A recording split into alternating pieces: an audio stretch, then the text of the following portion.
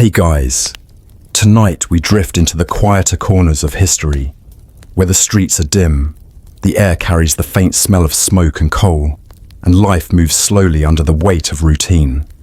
This isn't a story of battles or heroes, but of people whose days began before most of us stirred, whose hands touched what others ignored, and whose labor shaped the city in ways almost invisible. Tonight, we'll follow lives that unfolded in shadows and fog, where the ordinary became extraordinary, and the mundane carried its own strange poetry.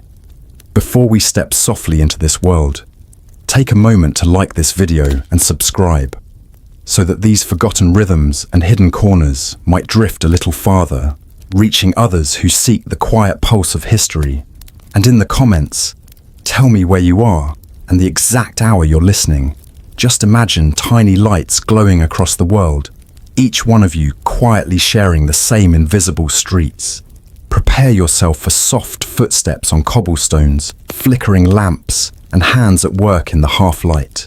We are about to enter a city alive in ways most never notice, and in the stillness of its nights, discover the strange, delicate patterns of lives quietly endured. The city was never built for silence.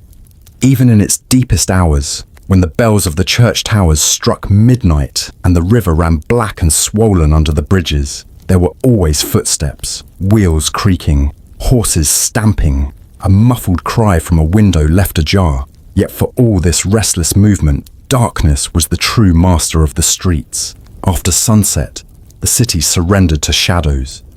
Faces blurred into shapes, alleys stretched into endless corridors, and those without a lantern carried their lives in their hands, trembling through the blackness.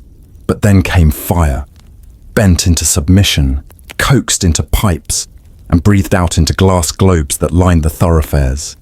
Gaslight, the new invention, promised safety, order, and a strange kind of beauty. For the first time, the dark was no longer absolute. Still, gas lamps did not appear fully formed across the city. They had to be tested, erected, and most of all, tended. Someone had to strike the flame. Someone had to keep the lines running. Someone had to clean the glass and wipe away the soot. And so, on the first nights when the gas lamps flickered alive, a new kind of worker appeared on the cobblestones, carrying long poles tipped with fire. They were the lamplighters. It was a curious sight, the lamps sputtering on one by one, each a small bubble of fragile brilliance pushing back against the ink of night. Crowds gathered to watch at first, suspicious of the strange glow. Some swore the new light carried ghosts in it. Others whispered that the air would surely explode if too much gas escaped. But suspicion does not stop progress, and soon the lamps became as much a part of the street as the stones underfoot. The lamplighter's task seemed almost ceremonial, though there was no music to guide it. At dusk, when the sky bruised purple over the rooftops, they moved steadily along their routes, leaning their poles upward, a faint hiss preceding the birth of light. Window shutters creaked open as people leaned out to watch, and children clapped, not for the man himself, but for the way he pulled day out of the throat of night. And when morning came, he retraced his steps, extinguishing the lamps with the same quiet grace, as if folding the city back into its natural state. The job was both dull and dangerous. A misjudged angle, a leak in the pipe, or a faulty valve could end the lamplighter's career in a burst of fire. His clothes reeked perpetually of soot and coal gas, his fingers blackened, his lungs never clear. Yet despite the grime, there was dignity in the task. The lamplighter was a guardian of time, dictating when the city would glow and when it would dim. In a way, he decided the rhythm of sleep and waking for thousands. For those who lived by the new lamps, the world shifted. The once impassable stretches of street became livable after dark. Shops stayed open later. Taverns filled to overflowing. Night work, once a desperate or criminal affair, gained legitimacy. It was no coincidence that new jobs sprouted in the wake of this steady, artificial daylight. The lamplighter did not simply ignite lamps, he ignited possibilities. Yet for all its promise, gaslight revealed the unevenness of the city. The main avenues, lined with commerce and wealth, were bathed in a gentle glow, while the alleys twisting away from them remained pitch black. This contrast carved a boundary between those who could afford visibility and those who lived in perpetual shadow. In the gaslit streets, men and women walked with a measure of safety. Beyond them, crime still thrived. It was in those margins, at the edges where the glow met the dark, that some of the strangest occupations were born. The lamplighter might have carried a pole and flame, but others soon carried brooms, buckets, cages, even their bare hands, each carving out a niche in the city's strange economy. The gas lamps gave them their stage, though most of their tasks remained unnoticed, drowned beneath the endless hum of London life. Think of a lamplighter on a foggy night, the yellow orbs barely piercing the mist. His boots slap against the stones, steady, almost musical in their rhythm. Around him, other figures stir. A child clutching a torch, paid to guide workers through the gloom. A sweeper brushing away the horse muck before a lady's carriage. A ragged boy scouring the gutters for scraps of metal. These people were tied together not by choice, but by the peculiar demands of a city that never slept, a city that made jobs out of necessity and desperation. The lamplighter looked upwards, his task always against gravity. Yet at his feet, others bent low, eyes searching, hands reaching into filth. Where he brought light, they sought survival in its shadow. The first night the gas lamps flickered alive was not a single event, not one evening of triumph, but a slow claiming of the dark over weeks and months. And as the light spread, so too did the workforce of the overlooked. Each lamppost illuminated not just cobblestones, but the strangeness of labour, the kinds of work born from grime, danger, and sheer absurdity. And so the lamplighter moved on, his pole raised, his steps unbroken. Behind him, the city stirred with new patterns, new figures, new trades. For every flame that bloomed above the street, another human task seemed to grow below it. Some of them laughable, some heartbreaking, all of them real. The gaslight was never merely light. It was a mirror held up to the human struggle for survival, a promise of safety for some, and a cruel reminder of obscurity for others. But in that first glow, on those first nights when the city blinked open its eyes in the darkness, a stage was set. The strange, forgotten workers of the Victorian age were stepping into their places, waiting for their turn beneath the flicker. The light from the gas lamps was steady enough on clear nights, but the city was rarely kind enough to grant them clarity. Smoke from chimneys clung to the sky, mixing with the damp breath of the river. Coal dust rode the air as though invisible hands were always shaking it from sacks above. And then came the fog, dense, creeping, almost alive in the way it swallowed whole streets. In that haze, the lamps above were no more than faint orbs, floating like half-remembered moons. The light existed, but it could not reach. It was in this dim blur that small figures appeared, almost as though born out of the fog itself. They were children, barefoot or in shoes so thin the cobblestones cut through them, each carrying a torch of pitch-soaked rope that hissed and spat when lit. Their job was not dignified, not even named with ceremony.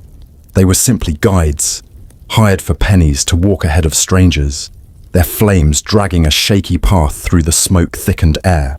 Picture them, a thin boy, his face streaked with soot, lifting a torch high as though it were a weapon against the fog. His arm trembles, but he walks with purpose, glancing back to be sure the gentleman behind him keeps close. The gentleman mutters about the filth of the streets, his boots clicking too quickly on the stones. But it is the child's wavering flame that keeps him from vanishing into the grey. Not every torch boy worked alone. Some clustered near bridges, where the fog pooled heaviest, calling out offers to guide carriages or lone walkers across. Others lingered outside theatres, waiting for wealthy patrons spilling out into the night, eager to exchange a brief light for a coin. It was a strange kind of transaction, safety sold by children who knew none themselves. The work was dangerous in ways that seemed invisible until too late. The fog muffled sound, making the city's usual warnings vanish. Carriages loomed suddenly, wheels slick with mud, horses snorting, iron shoes sparking against stone. A child could stumble, and the torch fall, swallowed by dampness. Worse still, the fog carried disease. It clung to lungs already raw from coal smoke, and more than a few torchbearers coughed their lives away before they had grown tall enough to see above the heads of the crowds. And yet, there was a rhythm to it. The children learned the city's veins by instinct, where the fog pressed deepest, which alleys carried the stink of fish, which stones wobbled underfoot. Their feet memorized the map their eyes could not see. To follow them was to surrender to their strange mastery, to admit that survival in the fog belonged not to the wealthy man behind, but to the child in front. Some who hired them whispered of unease. There was something ghostly about a small figure leading them, flame in hand, vanishing ahead and reappearing as the fog shifted. It recalled myths of will-o'-the-wisps, luring travelers into marshes. For all their usefulness, torch children were treated as half in this world, half in some other realm, creatures of smoke and ember. And when the fog cleared, they melted back into obscurity, as if they only existed when the air was thick enough to demand them. But the truth was simpler. They were workers. Children pressed into labor because coin had to be earned wherever it could. They were part of the same hidden machinery as the lamplighters, the sweepers, the mudlarks. Their job may have been fleeting, lasting only as long as the fog curled around the chimneys. But for them, it meant food, shelter, survival. Their presence also revealed the failures of progress. The gas lamps were hailed as triumphs of modernity, yet here were children with torches, filling the gaps the technology could not close. The lamps could not cut through the thick air, so the burden fell on small hands, on lungs not yet grown, on shoulders too narrow to carry such responsibility. Civilization always declared its advances, but it was often propped up by the forgotten, the very young, the very poor. Imagine the sight from above. The city smothered under a grey shroud, its lamps dimmed, and scattered through it, sparks of orange weaving in thin trails. The torches drew lines through the mist like veins glowing beneath skin. Each line marked the passage of a child, and behind each child, a cluster of figures huddled for guidance. The city did not know their names, but it knew the pattern of their light. The fog itself became a kind of employer. On nights when the air was clear, the torch children went hungry. On nights when the fog thickened like wool, they worked until exhaustion. No one knew when it would descend, only that it would. A sudden rolling wall of grey could turn an ordinary evening into a marketplace of tiny flames, voices calling through the blur. A penny to guide you, sir. A penny to see you home. Those who lived their lives in parlours and drawing rooms may have thought of these children as curiosities, stories to be told of quaint little helpers in the smog. But for the children themselves, it was survival wrapped in smoke. Their torches left their hands sticky with pitch, their clothes singed at the hems. Some bore scars from flames flaring too close, patches of skin raw where light had betrayed them. The torch was both their wage and their wound, and still there was something almost ceremonial in their role. As lamplighters marched steadily with poles at dusk, so torch children drifted unpredictably when the fog came, scattered priests of fire in a city that had lost its sight. Their flames were less steady than the lamps, but more alive, more desperate. Each flicker was a heartbeat against the vast, suffocating dark. In this way, the torch children carried the city from one breath to the next. They did not transform it, as the lamplighters had with their steady rows of light. They merely helped it stumble through its blindness. And yet, in the patterns of their movement, the city learned to trust them, even as it turned its eyes away when the fog lifted, and the children were nothing but soot-streaked faces in alleyways. The fog never left for long. It was always waiting at the edges, seeping back when the wind turned, curling around doorframes, muffling the bells. And with it, the children returned, torches held high, carrying their fleeting authority. They were never paid enough, never thanked with more than a muttered coin dropped into a hand. Yet they were the guardians of countless nights. Without them, footsteps would have wandered off course, wheels would have collided, and more than a few gentlemen would have found themselves swallowed entirely by the grey. The lamps above burned steadily still, little orbs of gas-fed fire. But beneath them, in the shifting murk, the torch children moved, their flames fragile, their lives even more so. A city could pretend it was lit, civilized, and safe. But in the fog, it was always these children who kept it breathing, and just beyond them, always waiting in the half-light, other figures stirred, workers of strange tasks, inventors of necessity, carving out a place in the crevices of this unending night. When the fog thinned and the torches guttered out, the city revealed itself once more. Stone pavements slick with last night's rain, gutters carrying off the soot and ash, doorsteps swept but never truly clean. The lamps above still held their pale glow, but the hour had shifted. The night was falling back, and morning, reluctant, sluggish, weak through the haze, was stirring. The city's silence was deceptive at dawn. A listener might imagine it sleeping, but beneath shuttered windows and curtained rooms, thousands of bodies turned uneasily, each with their own appointed time to rise. Mills whirred to life before the sun. Foundries demanded men at their stations while the air was still cold. Shops opened shutters by the hour, not by whim. Factories did not wait for the lazy or the late. And so, in a world before alarm clocks were reliable or affordable, another figure took to the streets. The knocker-upper. Their task was at once absurdly simple and strangely intimate, to wake strangers at the correct hour, neither too soon nor too late.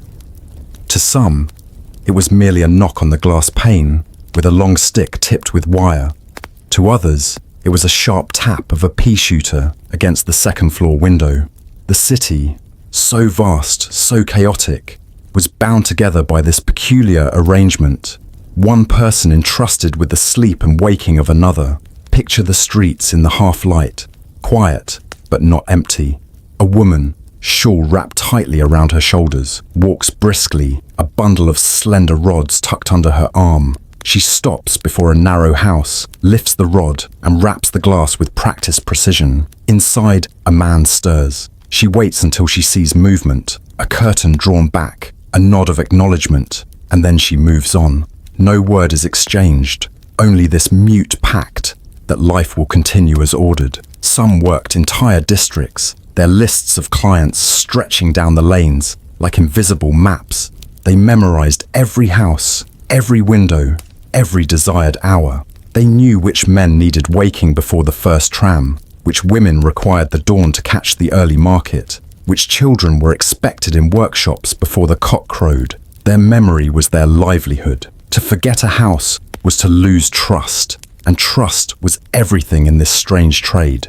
The knocker-upper lived by rhythms that belonged to no one else. While others slumbered, they patrolled. While others began their day, they were already deep into theirs. And while others went to bed, they were setting their tools in readiness for another long round of nocturnal duty. There was something theatrical about it. A figure in the half-dark tapping glass panes as if drawing music from the city itself. Each note a summons, each beat an instruction. Rise, dress, labor. The sound was not loud enough to rouse neighbors, but insistent enough to pierce the dreams of the one it was meant for. Precision mattered. Too light, and the sleeper remained lost. Too harsh, and the household stirred in complaint. A knocker-upper had to find the balance between intrusion and necessity. Though the work was repetitive, it carried power. Imagine holding sway over the very act of waking another human being. You determined the boundary between sleep and toil. In an age where lateness could mean dismissal, the knocker-upper was not just a helper. They were a safeguard against hunger. Yet for all their importance, they were never regarded with grandeur. They were shadows with sticks, keepers of time without clocks, servants to other people's schedules. And like all trades of the streets, it was not without hazard. A drunken passerby might take offense at the constant tapping and shove them into the gutter. A householder might accuse them of failing to knock, even when the sleeper himself had simply rolled over and ignored the sound. Payment was meager, pennies at best, and sometimes withheld with excuses. "I did not hear you this morning," a man might claim, though the knocker-upper's stick was worn from the strike against his very pain. Yet still, the figure moved on, tapping window after window, street after street, until the city stirred alive around them. And in that stirring, they faded once more into obscurity, their work unseen except by those who had needed it. Some were inventive with their tools. Pea shooters were favored by those unwilling to linger. One quick puff, a sharp rap of a dried pea, and the sleeper woke to the peculiar percussion of beans against glass. Others carried bamboo rods, reaching up to the highest windows without the need to climb. The job adapted itself to the architecture, as much a part of the city as the chimneys and the doorsteps. In some quarters, knocker-uppers became small institutions, their presence passed down generations. A father would retire, his daughter taking up the rod, continuing the business as if it were as respectable as shopkeeping. These were the workers who knew the pulse of their neighborhoods better than anyone else. They knew who had married, who had left, whose household had grown by one more infant. To be a knocker-upper was to carry not only time, but memory. And still, the city was not kind to them. With the rise of cheap alarm clocks, their trade thinned. A ticking machine on a bedside table could do what once required a person's nightly patrol. But even as the profession dwindled, there were streets, poor streets, that clung to them. Machines could break, clocks could be stolen, but a familiar face at the window each morning, that was trust you could measure in coin. It is a strange picture. The sleeping city roused not by bells, nor whistles, nor the turning of gears, but by the quiet persistence of a solitary walker with a stick. And yet, that was how industry began each day, not with thunder, but with tapping.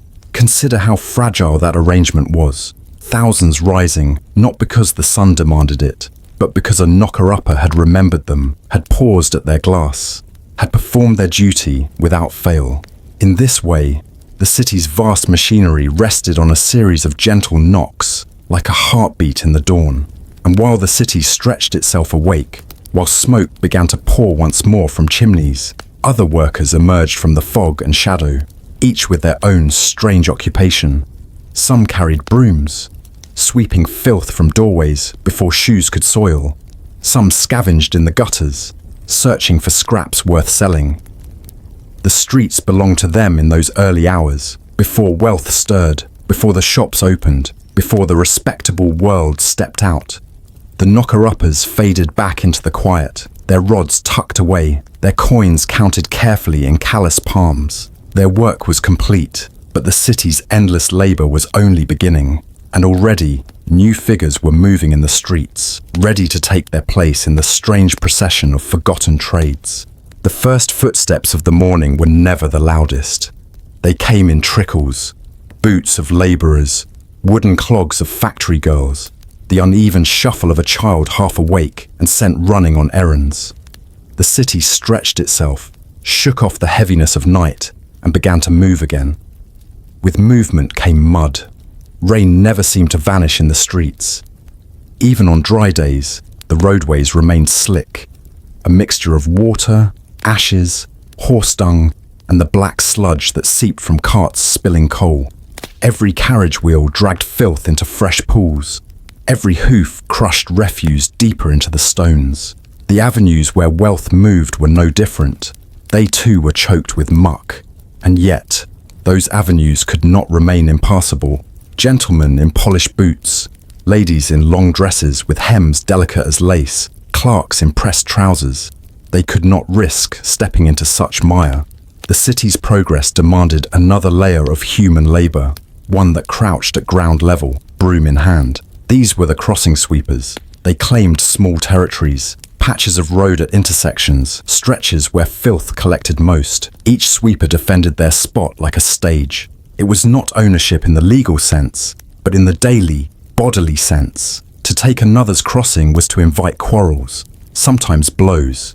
So they held their ground, day after day, sweeping the stones clear, waiting for those who needed passage. The job was not one of wages, but of chance. A sweeper depended on coins dropped by passers-by, an unspoken exchange. You stepped cleanly across the gutter, they received your gratitude in copper. Some gave generously, appreciating the courtesy. Others swept by with not so much as a glance, letting the mud splash behind them. Still, the sweepers remained, broom ready, faces turned upward whenever a fine carriage approached. Picture 1. A boy, no more than 10, his clothes patched beyond recognition, barefoot despite the damp, broom bristles worn to stubs. He works feverishly at a stretch of street outside a theatre, his eyes darting between the mud and the crowd spilling out in silks and frock coats. He sweeps a path, holds out a hand, and hopes for the glint of a coin. If none comes, he bows anyway, for tomorrow he must guard the same patch. There were women too, bent-backed with age, sweeping not just for coin, but for the right to be seen. A lady of society might wrinkle her nose at them, yet step daintily across the cleaned stones all the same. In that instant, the sweeper was both invisible and indispensable. The city demanded their labor, but offered little acknowledgement in return. And yet, there was theatre in it. Each crossing was a stage, the audience an endless procession of strangers. The sweeper's performance was the clearing of filth, the bow of gratitude, the hopeful gesture of an open palm. Some grew skilled at embellishment, sweeping with flourishes, cracking jokes, inventing rhymes as they worked to coax coins from reluctant hands. Their work was not just broom and dirt, but showmanship, a quiet art performed against the backdrop of mud. The crossings themselves told stories. Near factories, sweepers worked for labourers trudging home, their coins few and rare. Near theatres, they saw gowns and jewels, the faint scent of perfume rising even above the stench of horse droppings. Near government offices, their clients were clerks and lawyers, who sometimes tipped handsomely, sometimes scowled. A sweeper's fate was tied to geography, fortune in one part of the city, misery in another. It was a fragile life. Rain could double their work, washing filth faster than it could be cleared. Frost hardened the muck into treacherous ridges. A careless carriage might dash their broom aside, splintering it, leaving them with no tool, no way to earn until another could be found. And hunger was never far. A day of empty palms meant a night of gnawing stomachs.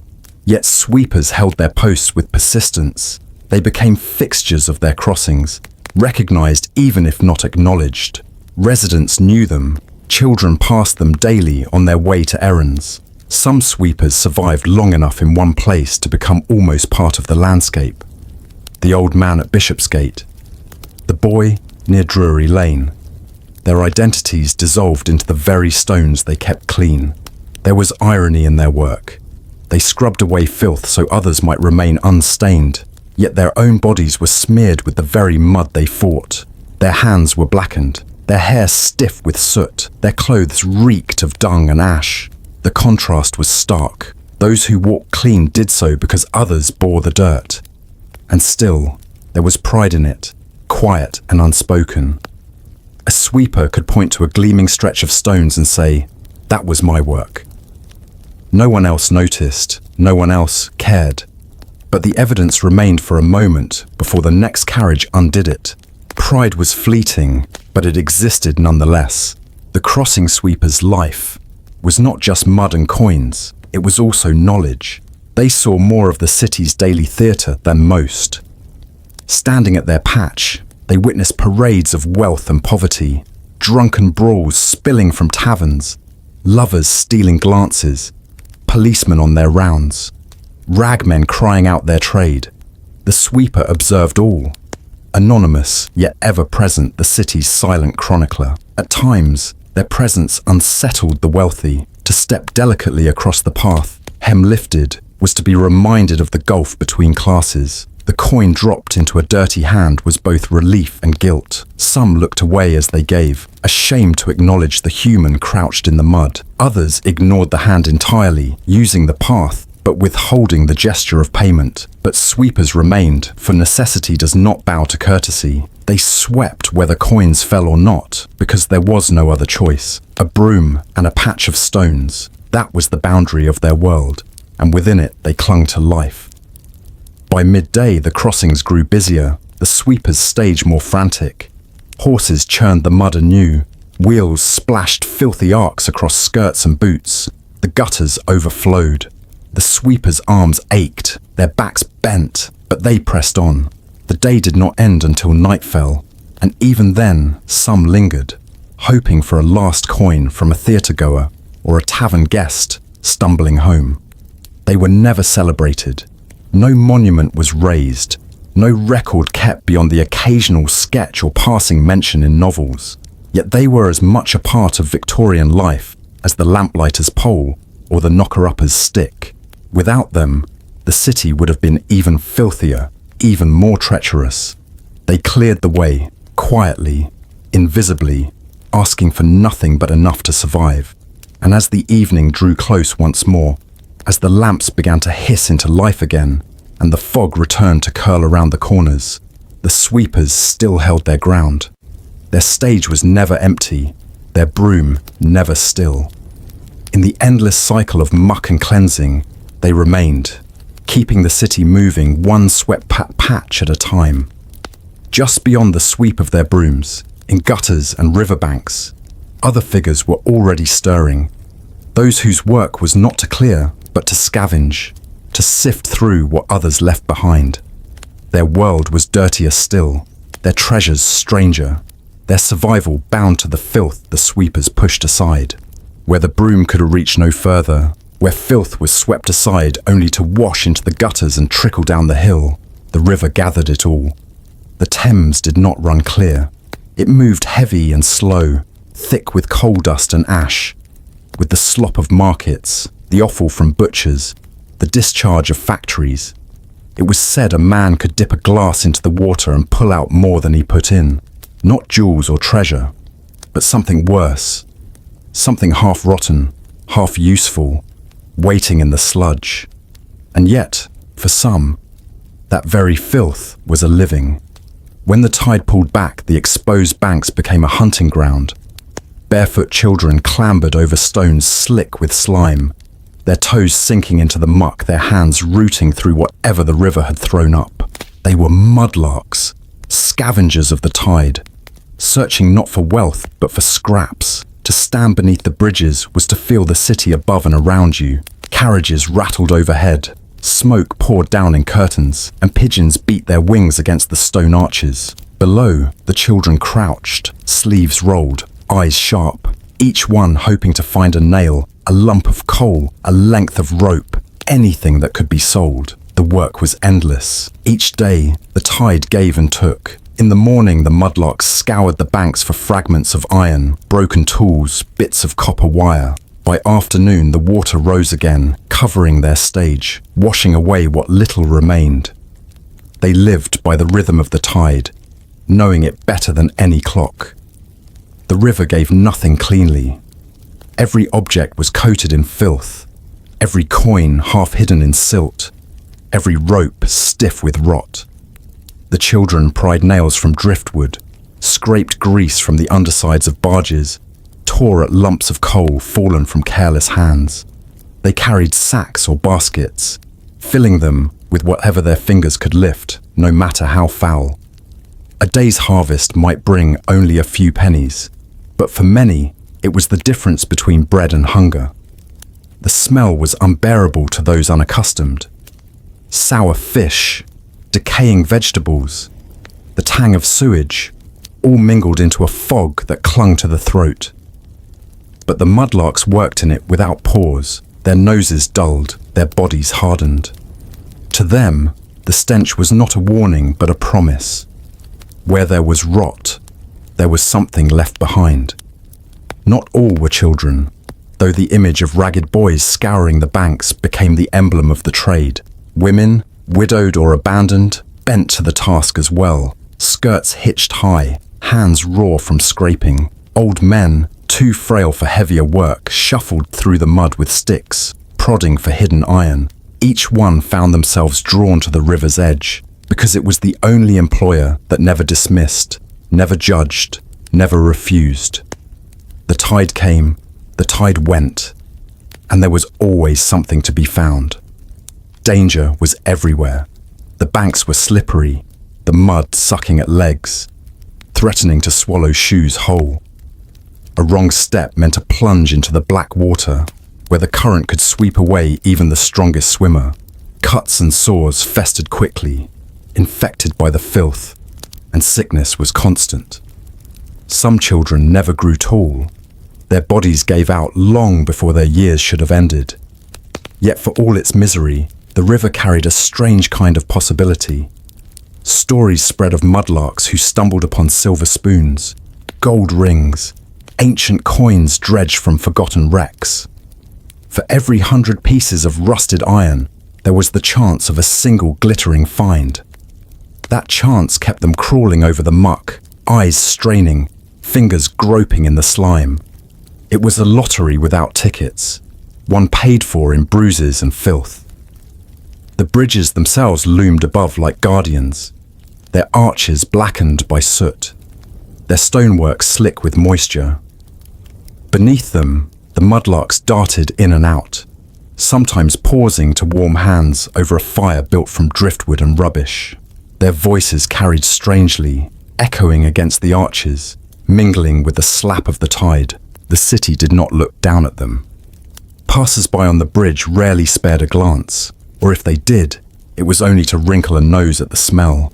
The mudlarks were not workers in the respectable sense. They were reminders of what lay beneath, the underbelly of progress, the refuse of industry transformed into labor. Still, the trade persisted, generation after generation.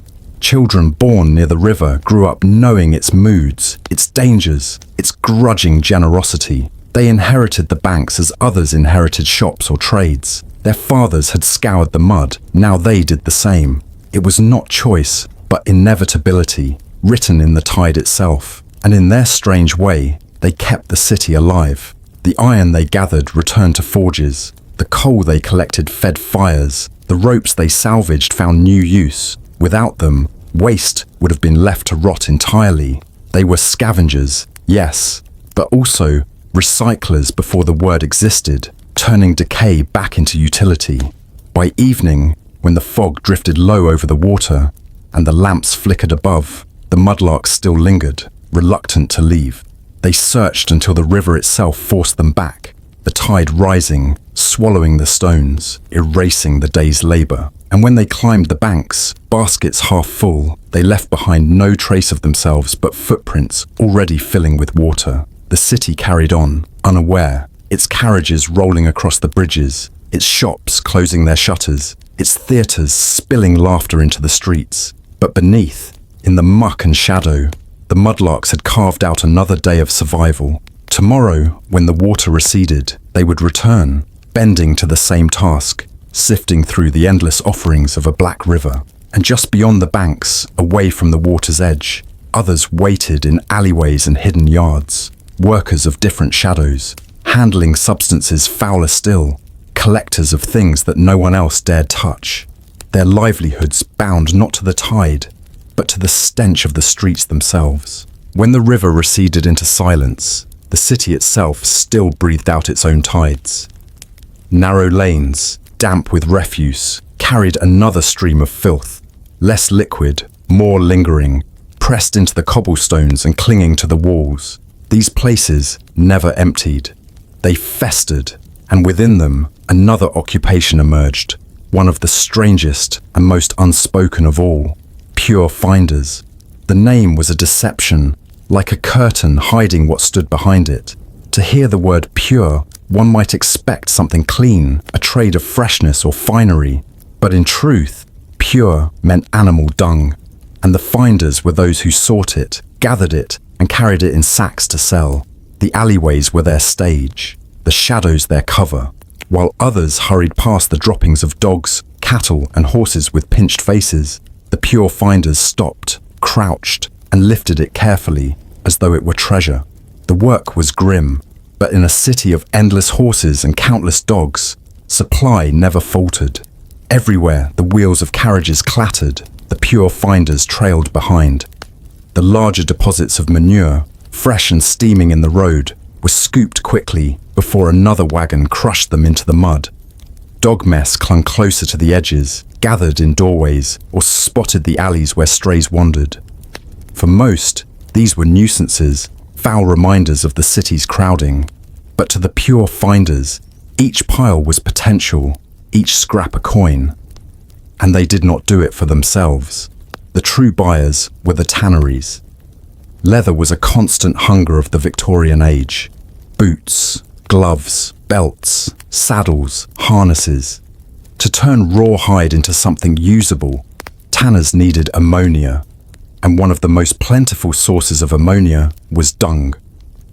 Horse droppings were useful, but the most prized, strangely enough, came from dogs.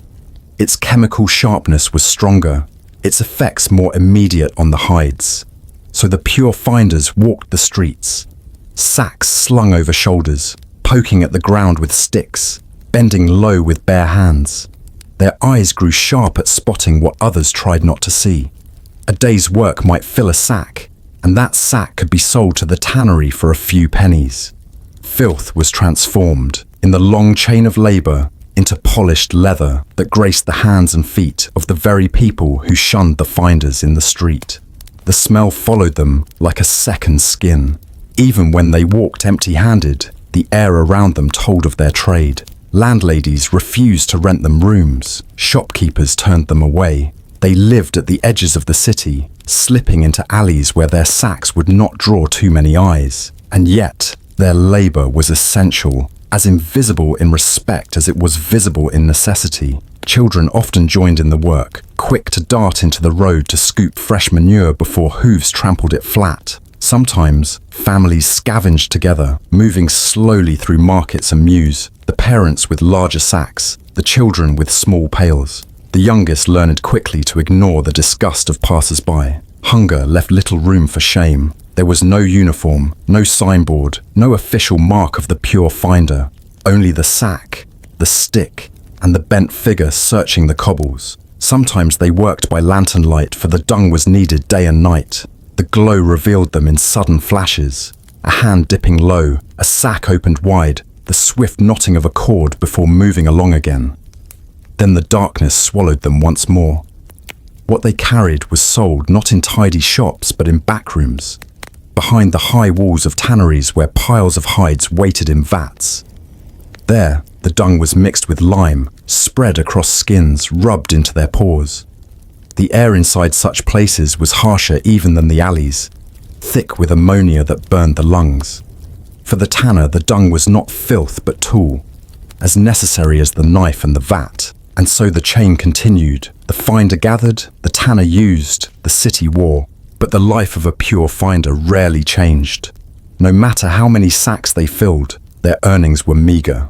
The pennies they earned vanished into bread, coal, or gin by evening. Tomorrow, they returned to the alleys, eyes scanning the ground for the same foul prize. It was not a trade of advancement, but of survival, a loop as endless as the filth itself. Stray dogs, too, were both curse and companion. They added to the supply, but they also prowled the alleys, teeth bared, protecting their own leavings as though they sensed their worth. A pure finder with a sack might face growls, the flash of teeth, the risk of a bite. Yet some kept their own dogs, both as helpers and as sources. In cramped yards, the animals were fed scraps, their droppings collected as part of the day's haul.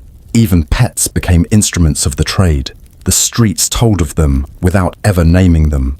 Cobblestones smeared dark, a lingering tang on the air, the sudden bent shape of a figure vanishing down an alley. For most Londoners, it was better not to notice, better to keep eyes high, noses turned away. But if the finders had all vanished at once, the ripple of absence would have been felt in every shop window of gloves, every polished pair of boots, every leather strap holding the harness of a fine carriage horse. There was a strange poetry to their invisibility. To walk past a figure stooping in the shadows was to pass by a cog in the city's great wheel, unnoticed yet vital. And in that way, they were kin to so many others whose labour ran beneath the surface, unseen and unthanked. The pure finders were not remembered with statues or memorials. They left behind no ledgers, no speeches, no recorded triumphs. Only the faintest traces linger in the corners of old books and the whispers of forgotten trades. But their work, in its foulness, stitched itself into the fabric of the city. Every belt that held a man's trousers, every glove worn to a theatre, bore the unseen mark of their labour. And when the fog rolled in, curling low through the alleys, their shapes seemed to merge with it, bent, shadowed, carrying sacks into the darkness. It was easy to believe the city itself had grown hands to gather its own filth, to keep itself alive. From the shadows of those alleyways, the trail of strange employments stretched further still, where pure finders searched for filth, others hunted living pests.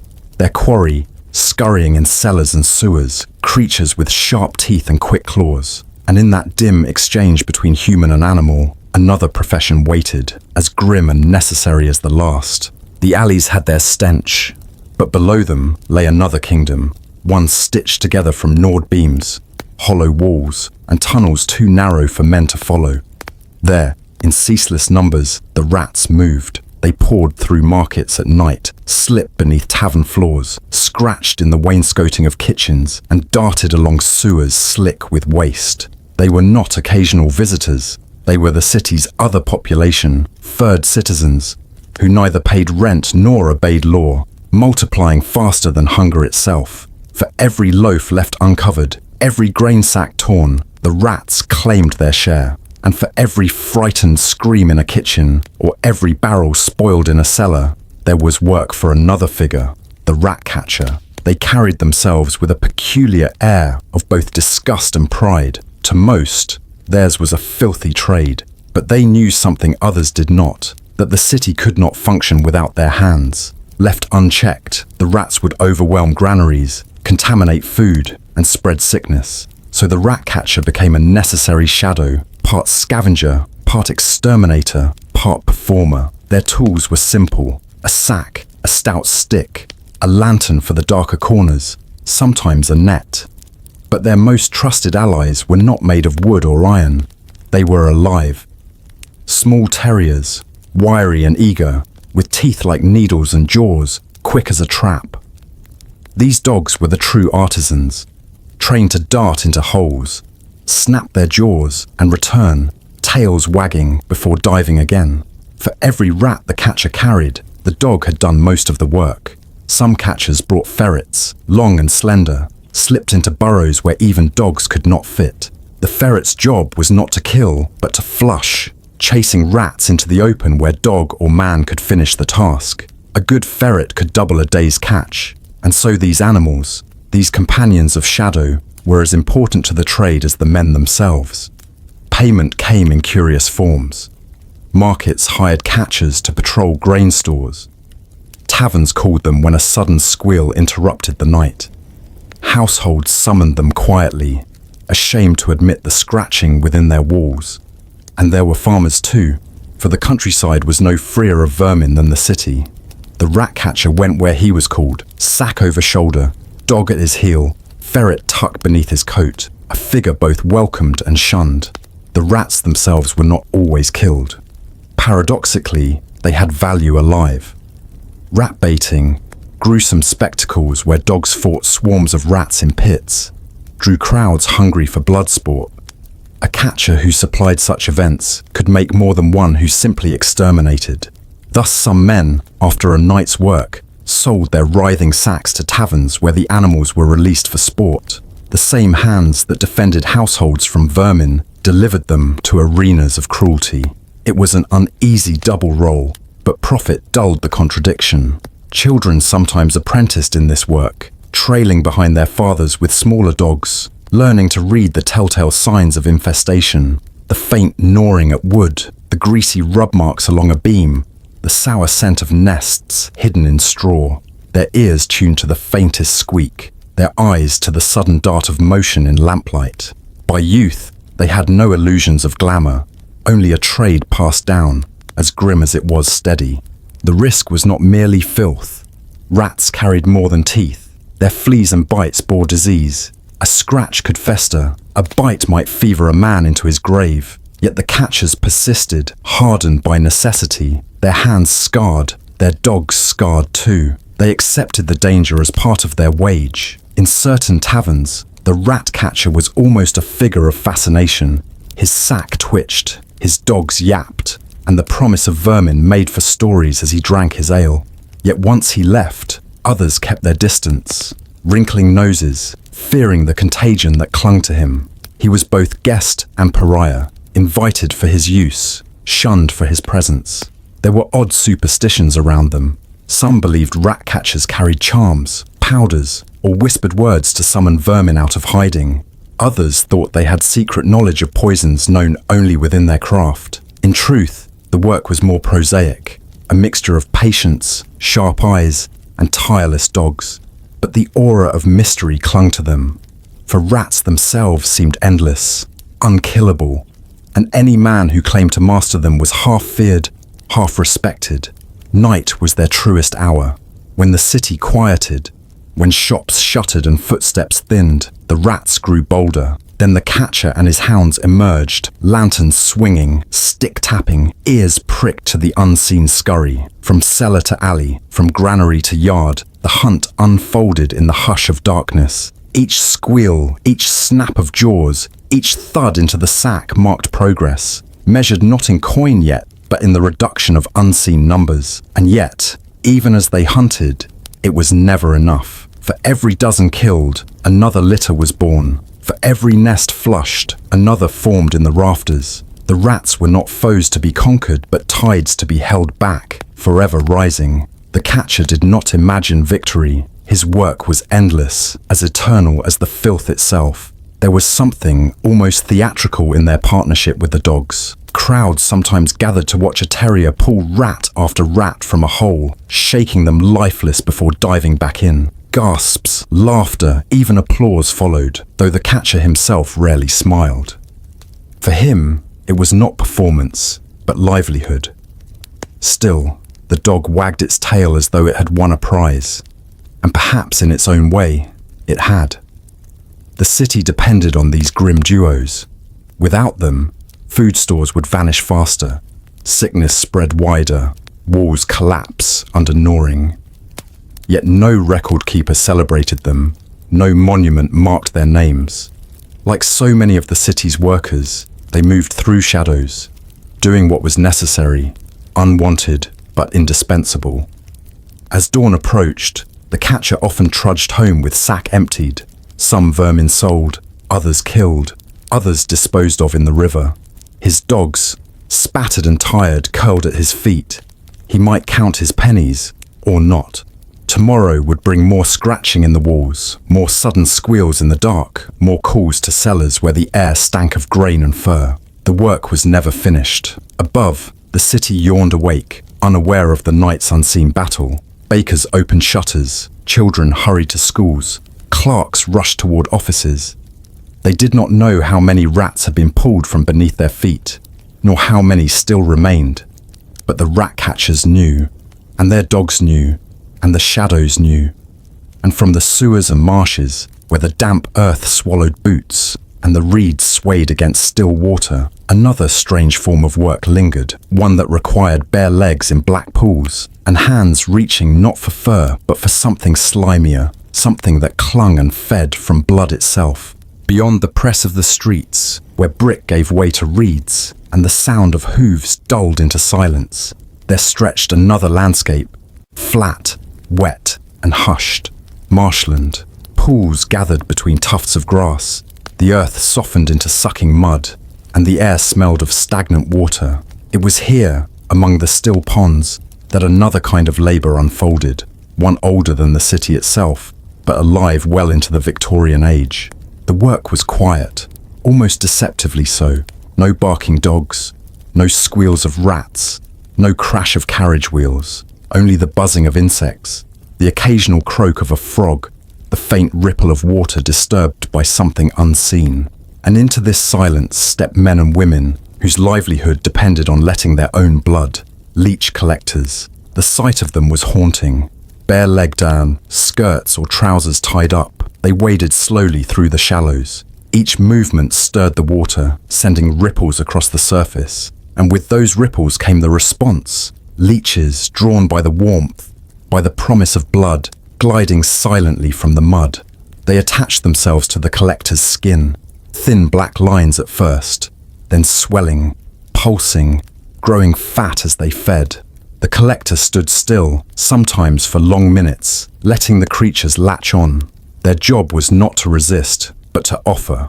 Only when enough had gathered did they reach down and pluck the leeches away, dropping them into jars or tins. Each jar filled was worth pennies at market, where surgeons and apothecaries bought them in bulk. For centuries, leeches were medicine's small miracle. They were pressed to patients' skin to draw blood, believed to balance humours, to ease fevers, to cure swellings, even melancholy. A gentleman with a headache, a lady with pale skin, a child with infection. Each might be prescribed a handful of leeches, and so the demand was endless, pulling collectors day after day into the marshes. It was a trade of patience and pain. A collector's legs, after hours, bore a constellation of bleeding marks. The wounds were small but constant, leaving clothes stained, feet weak, bodies drained not just of energy, but of blood itself. Some collectors grew faint from repeated exposure, yet returned the next day because the marsh had no end to its supply, and hunger had no end to its demand. Women were often seen in this work, skirts heavy with water, faces weathered by wind. Some brought their children, who waded beside them, tiny legs bitten by the same creatures. They endured, because leeches paid where other labours did not.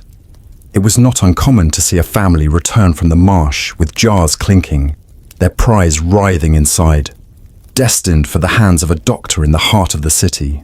The jars themselves were eerie things, filled with water, wriggling black bodies pressing against glass, twisting endlessly. In apothecaries, rows of them lined shelves, the shelves of respectable shops smelling faintly of damp earth. Customers might recoil at the sight, yet pay readily, for to possess a jar of leeches was to hold a cure. Collectors knew the best ponds, the hollows where leeches clung thickest. They guarded these places jealously, as fishermen guard secret streams. Competition was fierce, for too many feet could strip a pond of its yield, leaving only mud and disappointment. Rivalries formed, whispers of ponds poisoned to ruin a competitor's harvest. Survival sharpened even the quietest trades. The marsh itself was treacherous. Beneath the calm surface, the ground could vanish into sucking pits, swallowing a boot whole, pulling a body under. The cold seeped deep into bones, numbing fingers, stiffening muscles. Illness followed, ague, chills, lingering coughs that never quite healed. Yet the collectors persisted, their figures scattered like lone birds across the wide flat land, each one waiting, still, a human post in the water. And there was more than just risk to body. There was risk to spirit. To stand alone in the marsh at dawn or dusk, mist curling low, the reeds whispering, the horizon empty.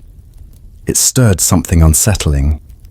The world felt ancient, untouched by brick or soot, as though the land itself belonged more to the creatures beneath the surface than to the people above it. Some swore the marsh watched them, that the reeds shifted even without wind, that the silence itself pressed upon the chest like a weight. But hunger is stronger than fear, and so they stayed. The trade carried its own marks. A leech collector could be known by the scars on the legs, tiny pitted lines, countless and irregular. They walked with a weary gait, skin pale, not from fashion, but from blood drained too often. Some grew anemic, their strength fading year by year. Yet those who survived long enough became experts, able to judge the richness of a pond by the feel of the mud beneath their toes, or to tell if a leech was strong or spent by the way it wriggled in the hand. Markets in towns and cities hummed with their wares. Leeches sold by the dozen, packed in jars or tins, passed from the hands of marsh wanderers to those of apothecaries in white aprons. The buyer never asked the price in dignity, only in count. A jar of 30 fetched more than a jar of 20, and in that transaction, the mud, the bites, the drained bodies of the collectors vanished from sight, replaced by the illusion of neat commerce. But the collectors themselves knew better. They returned home each evening with clothes damp, feet raw, arms heavy with jars. They counted their coins, bought their bread, and rested only long enough to return again at first light. The marsh had become their master, and they obeyed. There is something haunting in the knowledge that the cure of the wealthy, an elegant lady treated in a polished London surgery, was drawn from the blood of the poor, standing ankle-deep in muck miles away. Her relief was their suffering, her health their anemia. The chain bound marsh to mansion, blood to blood. And when medicine slowly began to change, when science questioned the endless use of bleeding, the collectors felt the ground shift beneath them. Demand faltered. Shelves once lined with jars grew sparse. Some collectors turned to other labours, farm work, factory shifts, while others clung stubbornly to the marsh, certain that leeches would always be needed. For many years, they were right. The appetite for bleeding did not vanish overnight, but the decline was inevitable, and with it, the figures in the marsh grew fewer, until they seemed like phantoms of another age.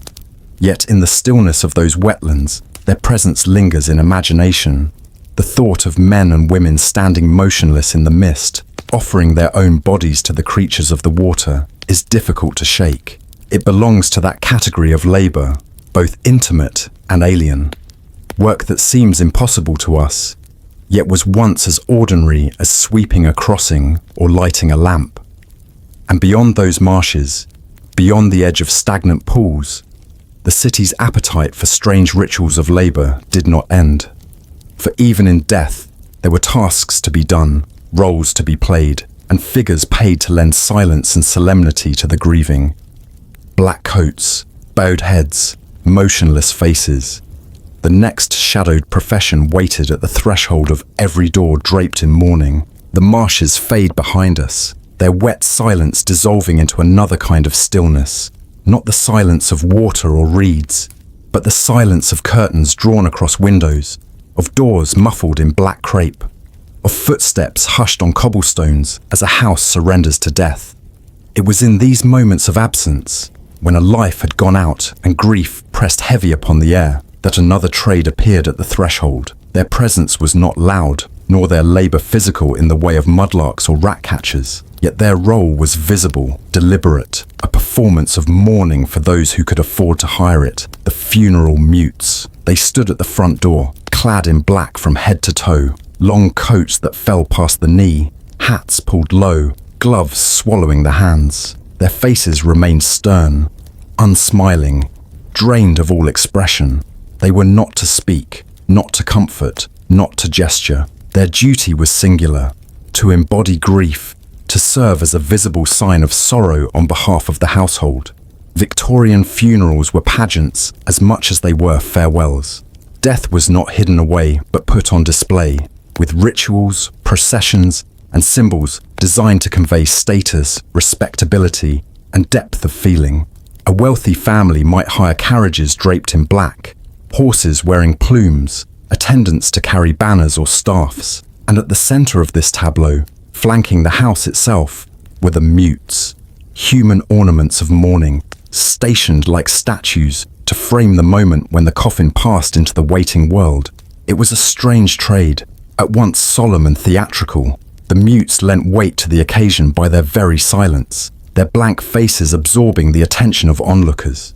A passerby might pause to watch them, to measure the grandeur of the display, and to whisper about the family's expense. For the Victorian eye, grief was not simply felt, it was shown, measured, and in a sense, performed. The men who filled these roles came often from the lower ranks of society. Out-of-work labourers, discharged soldiers, actors down on their luck. Anyone who could stand still and wear the costume might be hired. They were paid by the day, sometimes only a shilling or two, and given instructions on posture and demeanour. Drink was forbidden, though many ignored the rule.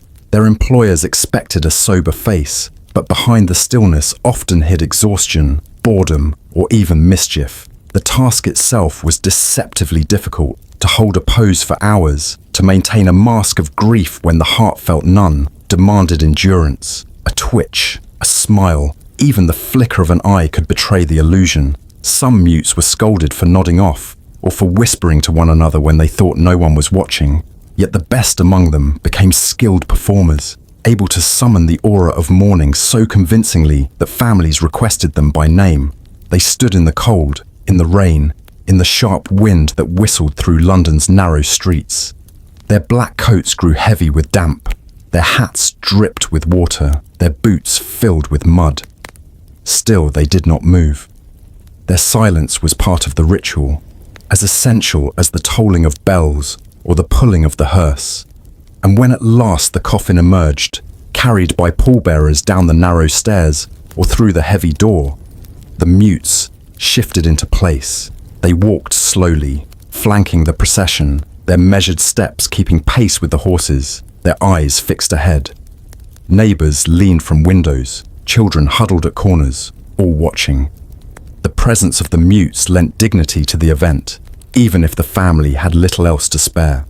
For not all funerals were grand. The poorest burials might pass with no notice at all, bodies carried quietly to common graves. But for those with enough means, even modest ones, hiring a mute or two signalled respectability. It told the world that grief here was acknowledged, that the family had given the dead their due. In a city obsessed with appearances, even death was subject to scrutiny. The profession carried an odd duality. The mutes represented sorrow, yet they were strangers to the deceased. They stood in silence at the threshold of homes they had never entered, for people whose names they barely knew. They did not weep. They did not share in loss. Their mourning was borrowed, their grief a commodity. And yet, for those who watched, the illusion was enough. The mute's presence allowed a family to express the unexpressible, to cloak absence in ritual form.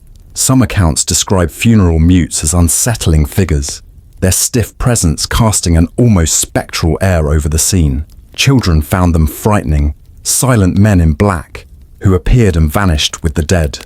Writers of the time sometimes mocked them, treating them as symbols of the excess and absurdity of Victorian mourning culture.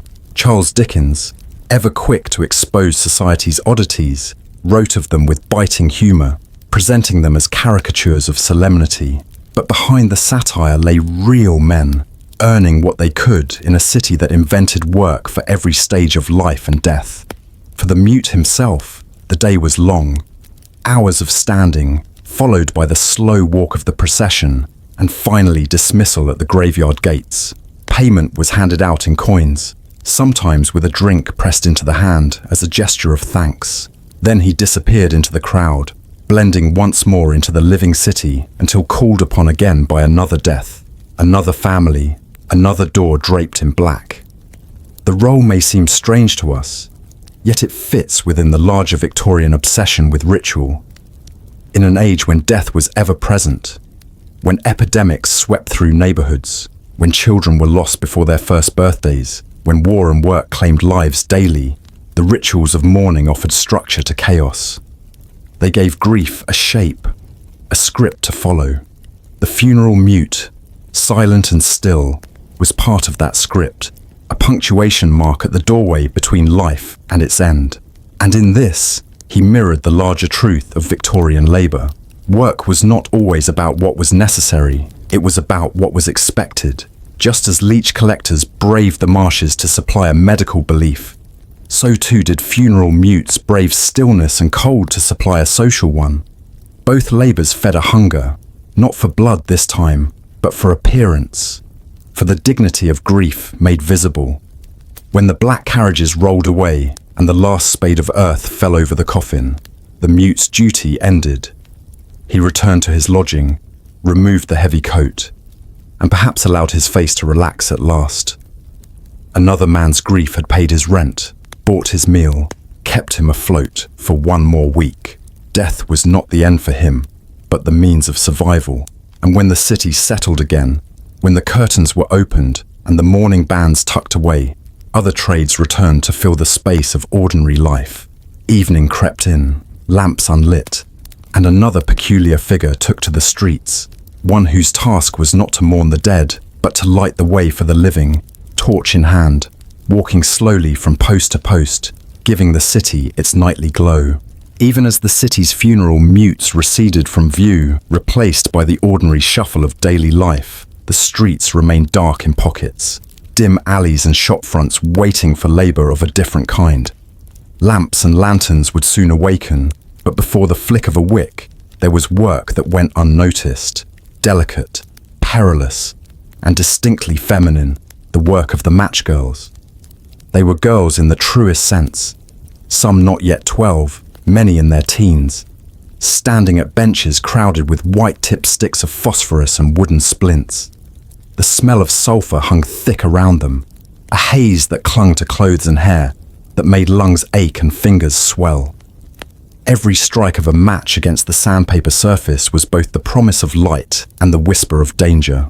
Their trade was invisible to most, though the results were everywhere. Lamps in homes, fireplaces igniting, tiny pinpricks of illumination in shop windows. The glow traveled from their hands to the streets, yet few paused to consider what it took to make that glow possible. Each day, they bent over boxes and trays, dipping the tips into chemicals, rolling, drying, counting, packaging. 1,000 matches might pass through hands by sunset, each one carrying the quiet risk of poisoning. Phosphorus burned unseen in ways the casual eye could not detect. Fingers grew sore, lips cracked, gums blackened with constant exposure.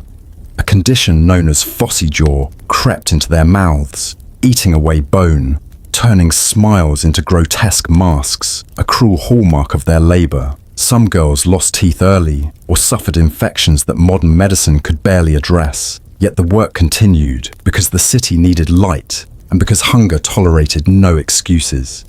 The hours were long.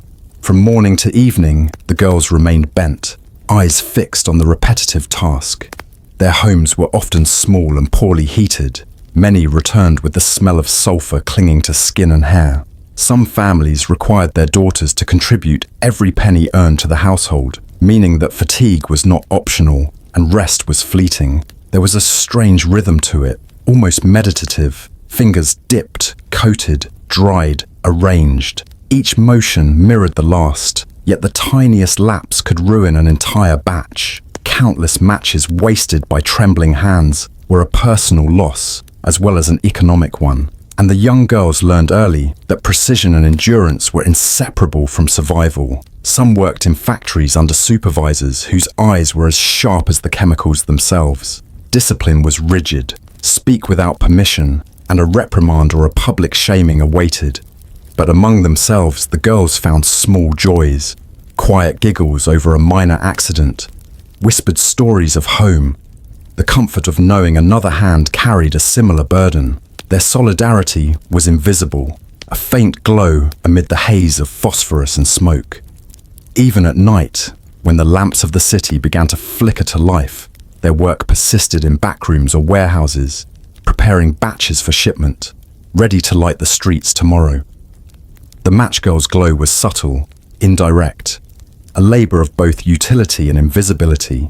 The consumer never knew the cost of illumination, never saw the fingers burned, the hands blistered, the mouths tasting metal and decay.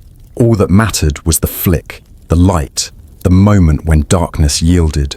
The trade carried dangers beyond the chemical. Wood and paper, stacked in corners, could ignite easily, setting off fires that spread rapidly through poorly ventilated rooms. A single spark might consume a day's labor, or worse, the entire workshop. Vigilance was constant.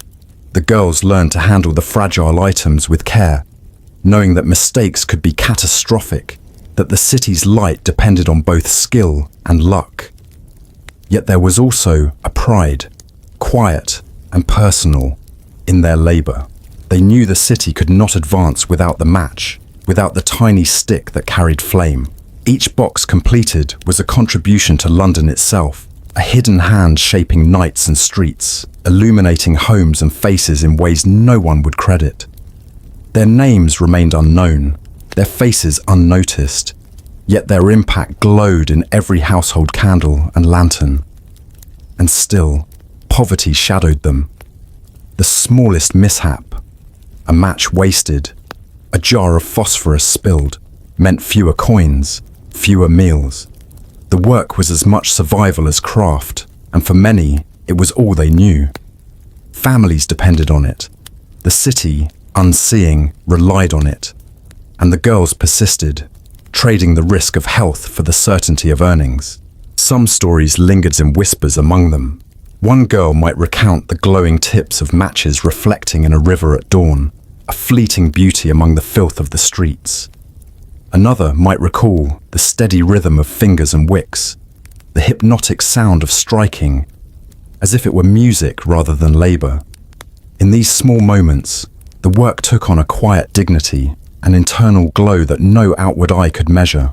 The matchgirl's world connected in invisible threads to every other labor that had preceded it. The mudlarks who scavenged the Thames, the pure finders handling dung, the rat catchers who stalked the night, the leech collectors standing in marsh pools, the funeral mutes holding still for hours.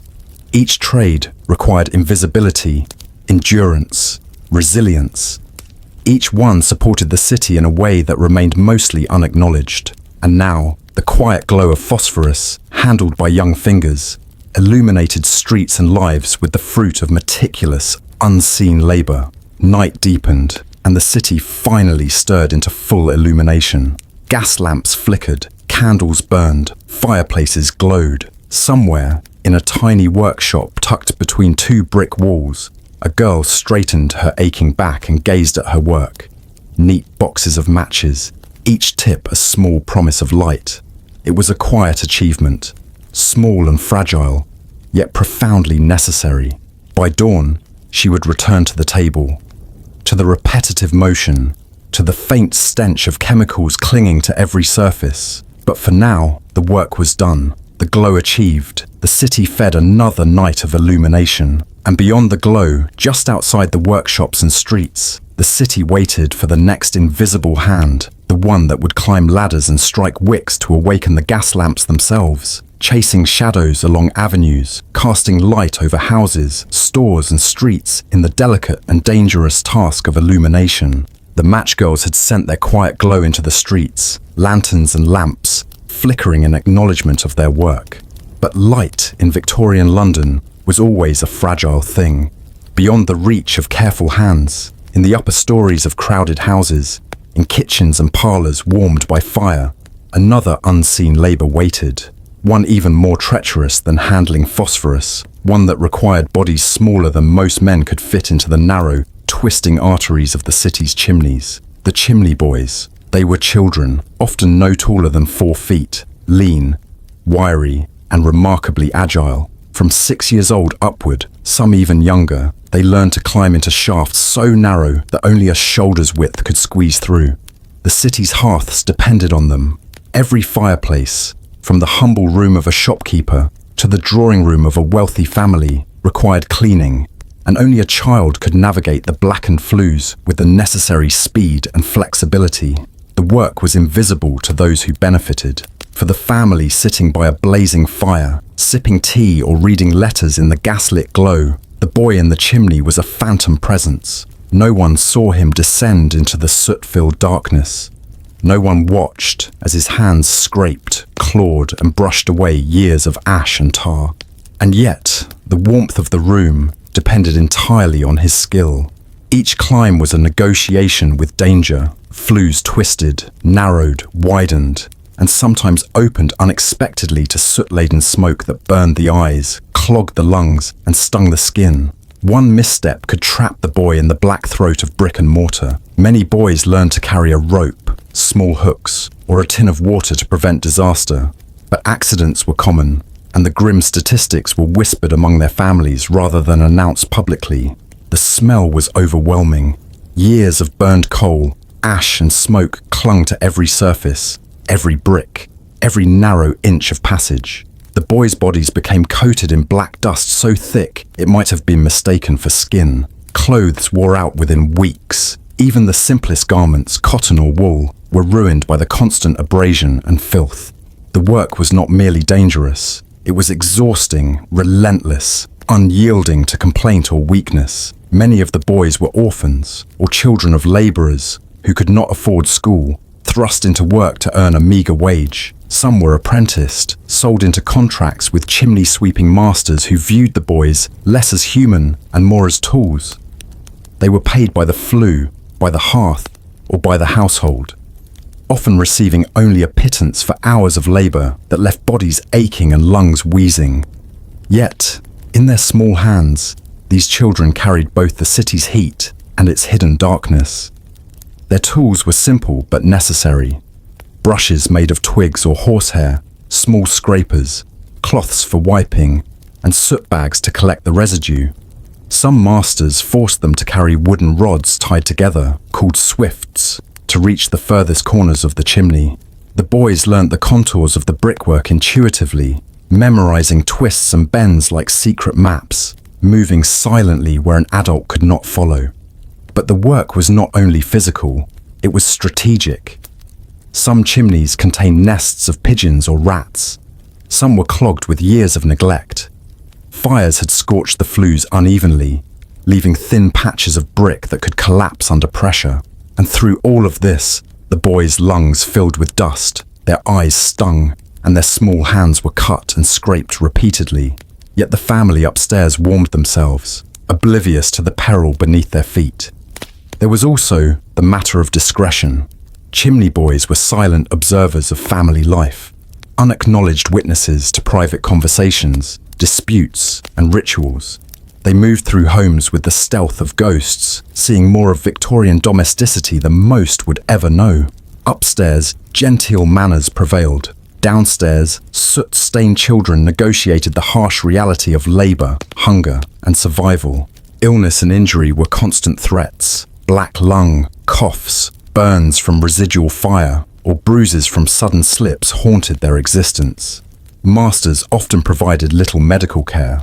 The work had to continue regardless of broken bones or sickness. Some boys endured deformities from years of cramped, unnatural postures, their spines curved, shoulders twisted, hands permanently coated in calluses of soot. Yet still they climbed, because the wages, however slight, kept bread in the home. Seasonality affected their work as well. Winter fires were constant, the demand for sweeping at its height, yet the cold made shafts icy, dangerous, and numbingly uncomfortable. Summer brought fewer fires, but still soot and ash accumulated, and some masters used the quieter months to train apprentices, ensuring skill remained sharp. The rhythm of labour pulsed with the calendar, but it never rested entirely. Despite the hardships, there was a strange camaraderie among chimney boys. They exchanged tips in whispered corners, shared tools, and sometimes helped each other when a flue was particularly cruel. Tales of narrow escapes, falling into soot traps, wedging in impossible angles, or being pulled free by rope, were told as both caution and legend. Each boy knew that survival depended not only on skill, but on cunning, courage, and sometimes luck. The city, in its broader rhythm, rarely acknowledged their labour. Letters to papers and complaints about child labour existed, but for most Londoners, the boy in the chimney was an abstraction, a necessary hazard of maintaining warmth. The streets were warm, the fireplaces bright, the living comfortable, while the shadows above and within were filled with small bodies scraping, climbing, and breathing in the darkness. And yet, the labour left marks beyond the physical. It shaped the boys' experience of space, heightening awareness of narrow passageways, angles, and gravity. They learned to map interiors without seeing them fully, to measure distance by touch, to feel air currents and temperature changes. The chimney became a world in miniature, a domain known intimately to the child who could traverse it. Masters sometimes exploited this knowledge, sending boys into newly constructed chimneys, old flues that had been neglected, even industrial stacks where risk was multiplied exponentially. Each journey was a negotiation with fire and structure, a delicate balance between survival and completion. One miscalculation, a loose brick, a misjudged step, could trap the boy or bury him in ash. Yet, for all the danger, the work was constant, unavoidable, and essential. And from this perilous vantage, the boys observed the city differently. They glimpsed rooftops, unseen corners of attics, and the network of flues connecting homes like hidden veins. They smelled the smoke before it reached the streets, felt the warmth of hearths, and understood the intimate mechanics of domestic life. While the public remained below, focused on commerce and comfort, these small workers moved in silence above, guardians of heat, navigators of darkness, invisible yet indispensable. By evening, when fires burned low and households retired from their day, the boys emerged from flues covered in soot, breathless, exhausted, hands raw, bodies aching. Their wage, often a few pennies, was collected with minimal ceremony.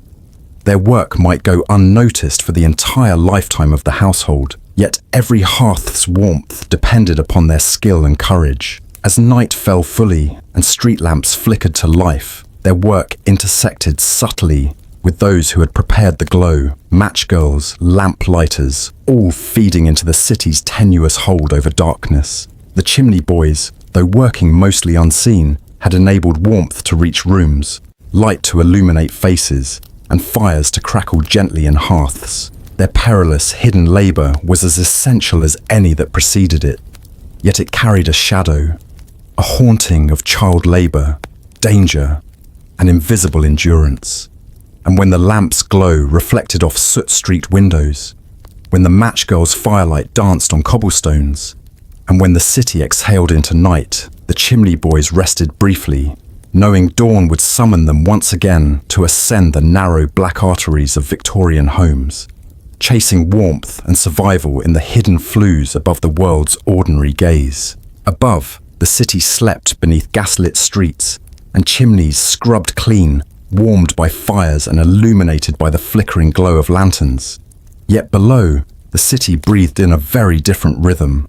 The hidden arteries of London, filled with stagnant water, human waste, and the detritus of a growing metropolis, carried stories of labor even stranger than the flues and workshops above. In these labyrinths moved the tosher men, the scavengers of the underground rivers, ghosts of the city's refuse.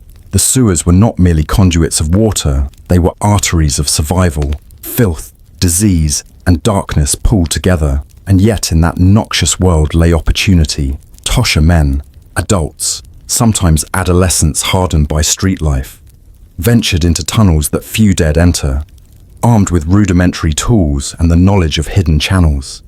They waded through water black as ink, their boots, if they wore any, often useless against the sucking mud and debris, their eyes adjusted to the dim reflections of flickering lanterns, their ears tuned to the drip and trickle, the faint clatter of metal or wood carried downstream.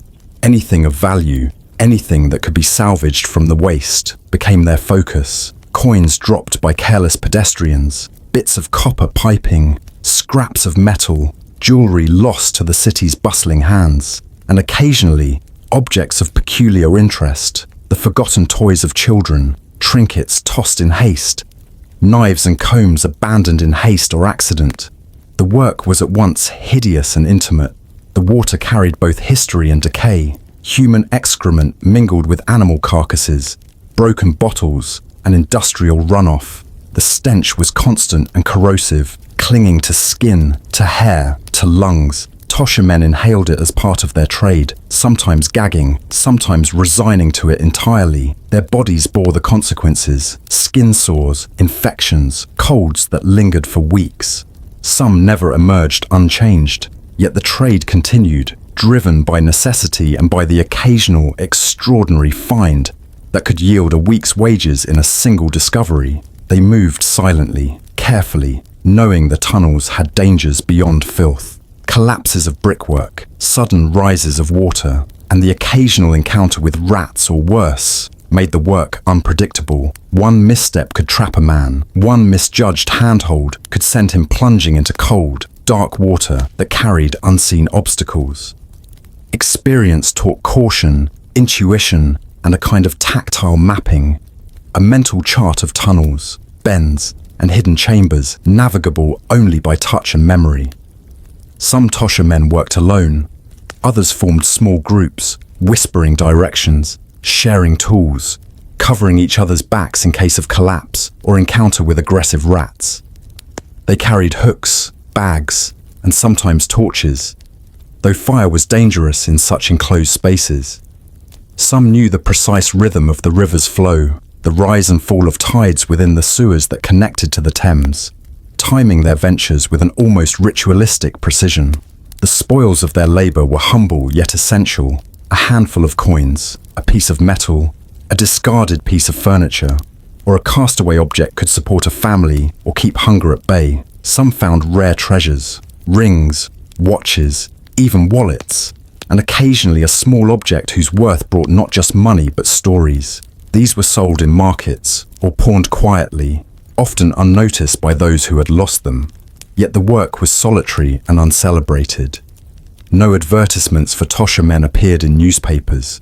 Their value was known only in hushed whispers, among those who had suffered poverty and yet survived by scavenging beneath the city's skin. They were ignored by the respectable, feared by some for their proximity to disease, and mocked occasionally in literature and satire, but never celebrated. And why would they be? The city above thrived in cleanliness and order, oblivious to the veins of muck and shadow that kept it running. The tunnels themselves were strange ecosystems. Rats abounded, their numbers staggering, eyes gleaming in the weak light. Foul-smelling sludge clung to every surface. Occasionally, a dead animal would block a passage, requiring removal or careful avoidance. The water could rise unpredictably, surges from distant drains or sudden rainfall flooding passages that minutes before had been passable. The Tosha man learned to read the signs, the color of the water, the pattern of the current, the vibrations of distant footsteps above. Some men carried torches that revealed glimpses of astonishing decay, coins tarnished green, scraps of leather, fragments of cloth, ironwork encrusted with years of grime. Others relied on touch alone, letting hands glide along surfaces, feeling for bumps, edges, hollows that promised salvage. In this way, the city yielded its forgotten treasures to those daring enough to enter its bowels. Many learned to distinguish between waste and opportunity. Bones and refuse might seem similar to a coin at first, yet a practiced eye, or touch, could tell the difference. Experience sharpened perception in ways impossible above ground. Their bodies became attuned to the subtleties of filth, the hidden promises buried in darkness. They walked a line between survival and sickness, between luck and misfortune.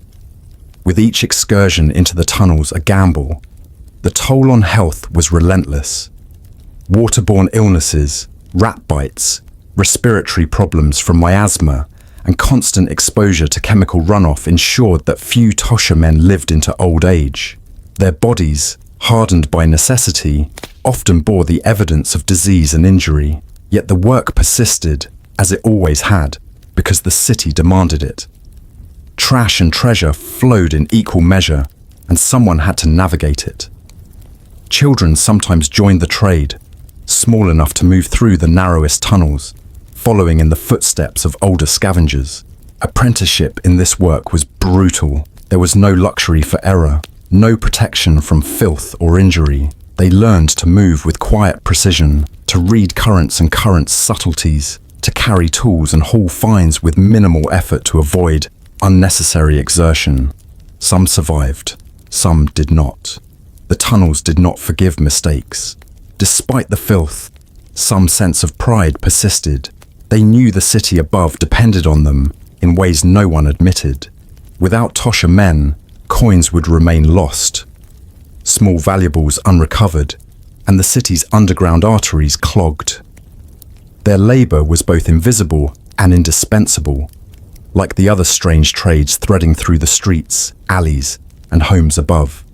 From rat catchers to leech collectors, match girls to chimney boys, each had played a role in shaping a city dependent on unseen hands. Now, the Tosha men carried the invisible veins of London itself, touching the pulse of survival in its foulest corners. And when they emerged, exhausted and blackened, hauling spoils from the sludge, they rejoined the streets quietly. They washed in public baths, or not at all, changed into patched clothes, and moved among the crowds with no one the wiser for what they had endured. Some coins went to sustenance, some to rent, some saved for the next venture into the tunnels. And as they faded into alleyways and lodging houses, the city's rhythm continued, oblivious to the shadows that had supported it, nurtured by the labor that most refused to see. Above ground, life carried on. Shops opened, merchants shouted, gas lamps glowed, match girls' light reflected on damp cobbles, chimney boys rested, soot streaked in attic corners, leech collectors returned from marshes. The underground rivers, however, continued to flow, carrying refuse, secrets, and opportunity. And the Tosha men, ever vigilant, would return at first light, descending once more into darkness, tracing the hidden arteries of a city that thrived on unseen labor, finding both the forgotten and the indispensable. Above the city's winding sewers, and beneath the quiet hum of daily life, London kept secrets that never appeared in gaslit streets or public markets. Where the Tosha men braved darkness, water, and disease, another class of labor moved with equal stealth, yet far more morally ambiguous. The resurrectionists, sometimes called body snatchers, prowled graveyards and charnel grounds at the midnight hour, their trade dictated by science, necessity, and desperation. The work began when darkness fully embraced the city, when lamps flickered at the edges of streets, and the living retired behind heavy doors. Cloaked in black and moving silently, resurrectionists made their way to cemeteries, churchyards, or private burial plots. They were neither mourners nor guards of the dead, but specialists in a grim art that required cunning, discretion, and nerves unshakable even in the face of decay. The demand that drove them was peculiar, almost perverse. Medical schools in London required cadavers for study. Students needed bodies to learn anatomy, to practice dissection, and to understand the mechanisms of life and death. Legal supply, through executed criminals, could not meet demand. Hence, the market for bodies in secrecy arose, and with it, the profession of resurrectionists. Their task was simple in description, but nightmarish in execution. Procure the dead, intact, without notice, for the anatomists who paid handsomely for them. Preparation for the night's work was meticulous. Tools were light, easily concealed, shovels for soft soil, ropes and pulleys, lanterns dim enough not to attract attention, knives for minor adjustments. Maps of the graveyard were studied in advance, the layout of fresh plots, fences, gates, and patrols memorized. Timing was everything. A lapse in judgment, a dog barking, a groundskeeper's footsteps, a stray lantern in a window could transform a night's labor into arrest or worse. Some resurrectionists worked alone, relying on stealth and speed. Others formed small, trusted groups, each member assigned a role. One to dig, one to lift, one to scout. Coordination had to be flawless. The work demanded physical strength, but also precise planning. A single misstep could damage the body, waste hours of labor, and risk exposure to law enforcement or outraged families. Yet the payoff, in coins and occasional respect among peers, justified the hazards. The act of exhumation itself carried both grotesque and technical complexity. Graves, sometimes only weeks old, were carefully opened. Coffins were handled with measured force, the decayed wood often splintering under touch. The body, sometimes stiff, sometimes fragile with decomposition, had to be extracted without tearing, without breaking the anatomical integrity prized by surgeons. A single damaged limb could render the cadaver worthless to its ultimate purchaser, and there was the constant presence of the dead themselves. Some bodies were remarkably intact, even with the softening touch of soil. Others had begun the slow surrender to decay. skin discolored, tissues softened, hair and nails detached. Yet the resurrectionist had to maintain composure, to treat these remains not with reverence, but with utilitarian detachment. A mistake in handling could alert the living, grief-stricken relatives, wandering neighbors, watchful groundskeepers, adding layers of risk to an already hazardous trade. The nights were long, digging, lifting, carrying, and transporting bodies through back alleys, unlit lanes, and crowded streets demanded endurance. Every step had to be quiet, calculated, careful. Lanterns glowed faintly, their light held low, shadows thrown wide across walls and fences. Mist rolled in from the river, helping conceal movements, but chilling the laborers to the bone. Their clothing, often black or grey, clung damply to skin, and their hands bore blisters and cuts from shovels, ropes, and coffin edges. Some resurrectionists specialized further, focusing on particular graves or cemeteries where supply was steady and risk minimal. Others became adept at bribing watchmen or church staff, securing minor complicity that turned a dangerous night into a manageable one. Trust was rare in this world. Betrayal could mean exposure, prison, or violent retribution from fellow body snatchers. The underground network thrived on secrecy, reputation, and silence. The transportation of the bodies posed its own challenges. Horses, carts, and covered wagons were employed, each requiring timing and discretion. Routes had to avoid heavily patrolled streets, areas where children played, or houses with vigilant occupants. Occasionally, the dead were transported through backyards or along riverbanks to avoid detection. The goal was simple: deliver the corpse intact, discreetly and quickly, so the medical school could claim its prize before the morning light exposed the night's work. This labor existed at the intersection of necessity, desperation, and moral ambiguity. Surgeons relied on it. The city's anatomical knowledge progressed because of it. Yet it remained unspoken in polite society. Families mourned in ignorance. Cemeteries were quietly robbed, and resurrectionists moved through shadows largely unseen. The work was illegal, yet tolerated by a system that depended upon it, an unacknowledged cog in the machinery of medicine and science. The physical toll was immense. Respiratory infections from night air, cuts, bruises, exhaustion, and occasional accidents haunted the men. They moved through damp soil, inhaled moldy fragrances, and handled bodies in varying states of decay. Illnesses were common. Survival required resilience, endurance, and a hardened constitution. Few did this work for glory. It was profit and survival, pure and simple. Yet there was artistry of a dark sort in the trade. Experienced resurrectionists moved like dancers, lifting and extracting without disturbing the soil more than necessary, placing bodies carefully onto stretchers or into containers for transport.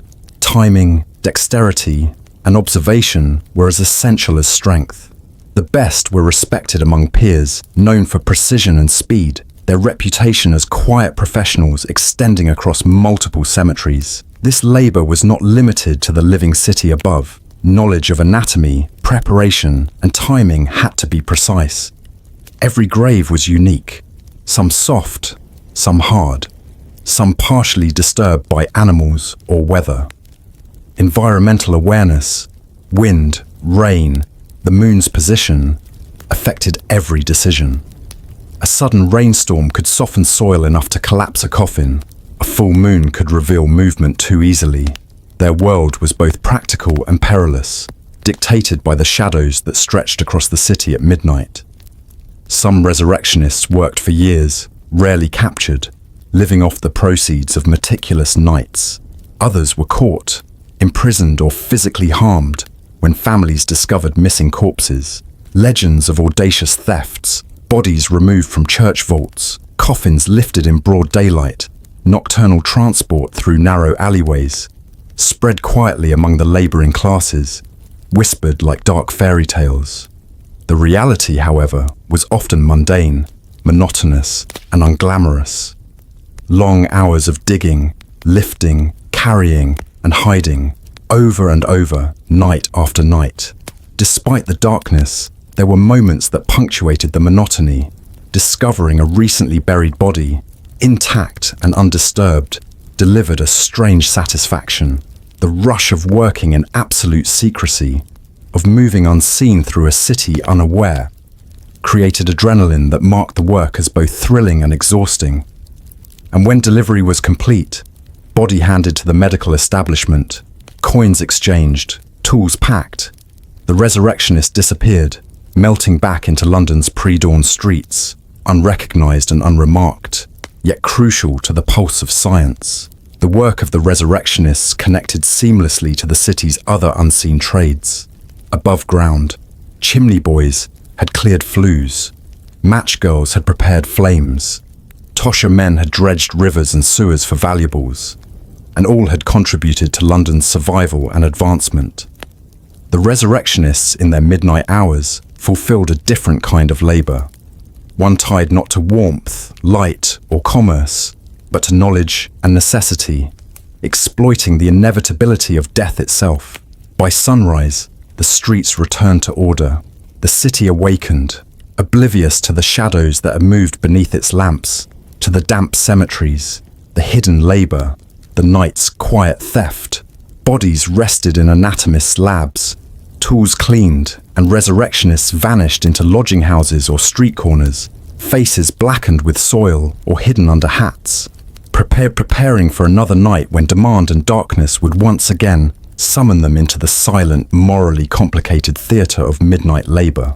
The city above stirred as night gave way to pale morning, unaware that beneath cobblestones and behind closed doors, the delicate threads of survival, labour and darkness had been spun through the hours. Bodies had been exhumed for knowledge, coins retrieved from underground rivers, chimneys scrubbed clean, fires lit with phosphorus, all tasks invisible to the polite observer. Yet the streets themselves demanded attention, as uncollected refuse threatened order and health, turning thoroughfares into mounds of decay. It was here that the dustmen took their place, crossing the threshold of the city's detritus, wielding spades, carts, and a peculiar resilience. Dust heaps were more than refuse. They were repositories of a city's discarded life, rotting food, broken tools, shattered ceramics, spoiled textiles, and the odd personal object discarded in haste or desperation. To the casual passerby, these piles were nuisances, a smell, an inconvenience. To the dustman, they were livelihood, survival, and, in a way, a map of urban life. Each heap told a story, each fragment hinted at lives lived, meals eaten, goods broken, and accidents endured. The labour began at the crack of dawn. The dustmen, often men of middling years hardened by backbreaking work, donned heavy aprons, sometimes gloves, sometimes nothing, and approached the heaps with a kind of reverence for endurance. They waded into filth with bare hands or spade, sorting, stacking, and transporting material to horse-drawn carts or rudimentary wagons. The city streets had to breathe, and the dustmen were its lungs, drawing in refuse, carrying it away, and depositing it where municipal authority or enterprising contractors directed. The work was grueling. The heaps were heavy with moisture, the weight of accumulated days and weeks pressing down. Rain transformed streets into mud-laden channels, mixing excrement with food waste, the stench thick enough to choke. Dustmen moved through this world constantly, boots and clothing soaked, muscles straining, hands blackened with muck. Their endurance was not optional. Without removal, streets became impassable, disease spread, and the city's pulse faltered. Yet, there was an order to the chaos. Experienced dustmen learned to sort quickly. Organic matter that could rot further or be fed to animals, metals that could be salvaged or sold, broken household items worth repairing, and material beyond recovery. Their eyes, trained over months and years, could identify coins amidst the sludge, fragments of jewelry, and sometimes small trinkets lost in haste. It was not unlike the work of the tosher men below, a scavenging trade, but one performed in the open air, in view of those who rarely understood the labour required. Children often accompanied fathers, brothers, or masters, small enough to climb the piles, reach into corners and carry fragments too light for adult hands to prioritize. Apprenticeship was brutal. Mud, muck, splinters, and the risk of infection accompanied every motion. Cuts and abrasions were common, as were rashes from contact with spoiled food or chemical runoff from nearby shops. The city offered no mercy, only continued accumulation, demanding that laborers respond with muscle, skill, and an almost instinctual knowledge of refuse. The streets themselves dictated the rhythm. Narrow alleys and wide avenues presented different challenges. In alleys, carts could barely pass, requiring careful maneuvering of debris. In wider streets, piles accumulated in a confusing abundance, each requiring strategic removal to avoid blocking commerce or pedestrian traffic.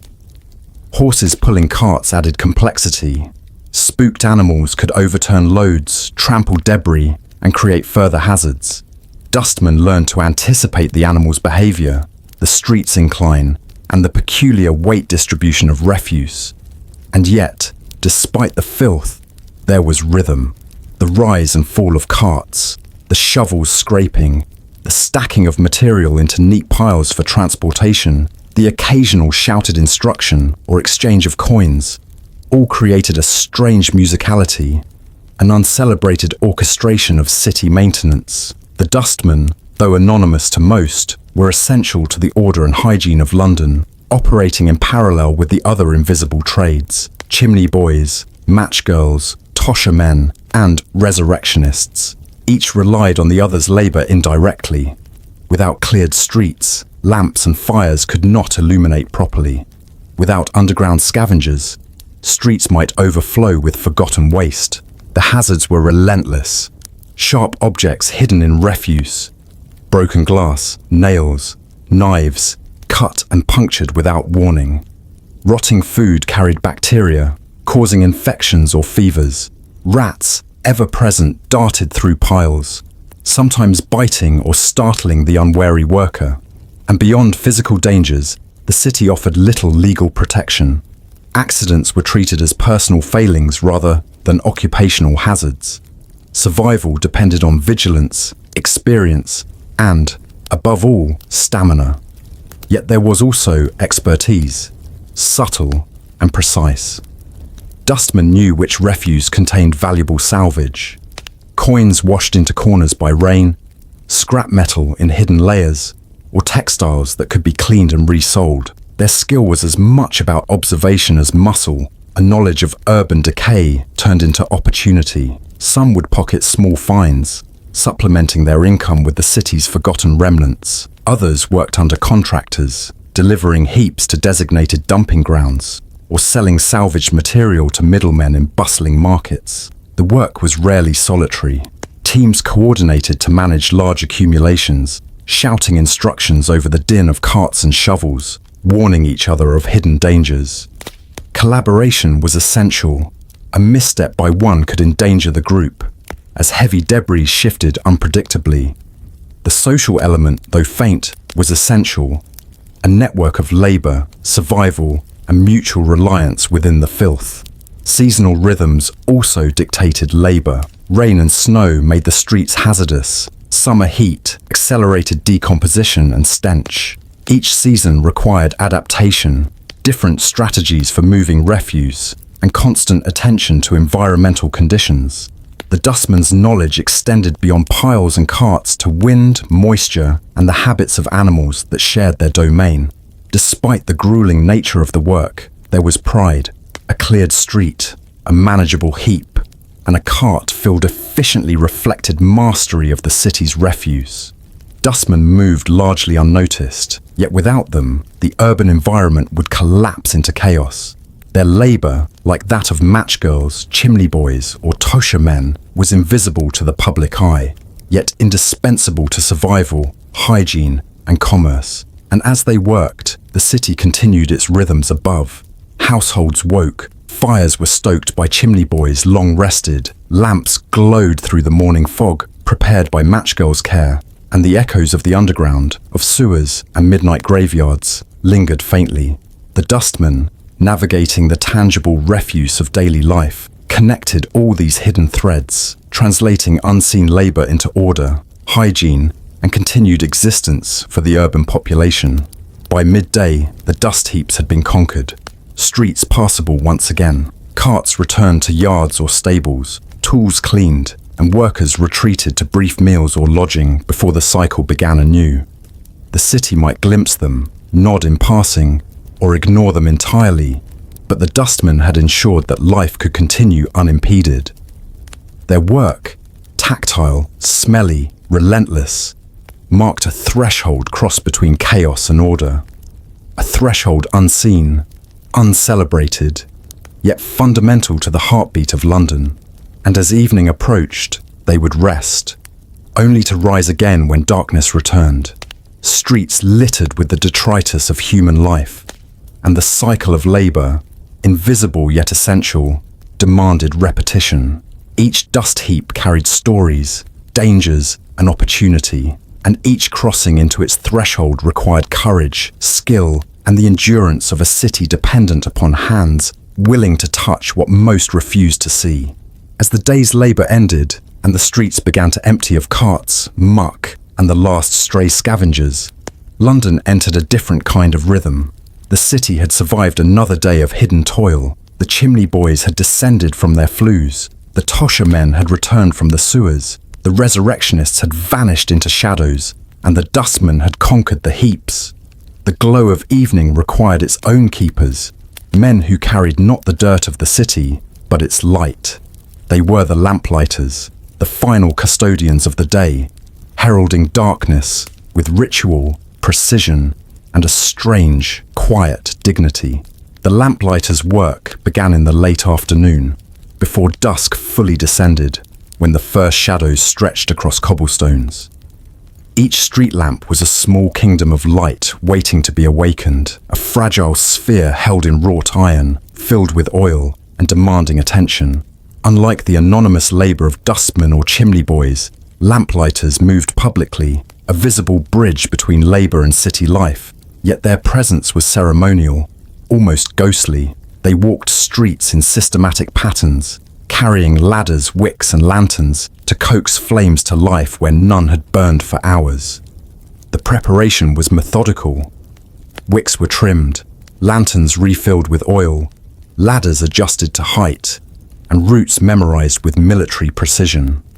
The streets were labyrinthine. Narrow alleys intersected wide avenues, and every lamp, no matter how hidden or conspicuous, demanded recognition. The lamplighter moved with knowledge born of repetition, the distance between posts, the peculiar quirks of each flame, the drafts that threatened to snuff out light. One miscalculation, a lamp unlit, a flame extinguished too soon, meant darkness creeping where light was expected, unsettling both pedestrians and merchants.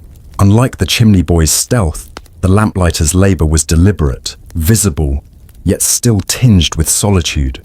The streets, emptied of most daytime traffic, echoed under heavy boots, and the lamplighter's lantern glowed faintly, catching in puddles, reflecting off windows smeared with smoke or soot from days past. He became a slow-moving beacon of warmth, his flame marking progress, guiding the city into evening.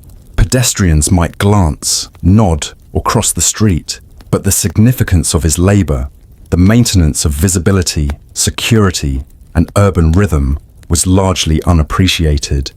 Each lamp was a delicate challenge. Some posts had become crooked with age, ironwork rusted, hinges stiff, oil reservoirs leaking. Flames had to be coaxed carefully, too little care, and the light would sputter and die, leaving stretches of road in shadows where crime, accident, or the hazards of debris awaited. Sometimes a lamp required climbing, balancing on rungs while holding a lantern aloft, trimming wicks, pouring oil with steady hands. The work demanded both physical skill and patience, endurance across streets that twisted unpredictably, and vigilance for obstacles. Evening air carried remnants of other trades, the stench of dust heaps, the faint smoke from chimneys recently cleaned, the scent of water from underground rivers, and the memory of soil turned by resurrectionists. Lamplighters moved through a city, layered with history, labor, and darkness, each flame connecting past, present, and the invisible machinery of urban survival. The glow they produced was more than practical.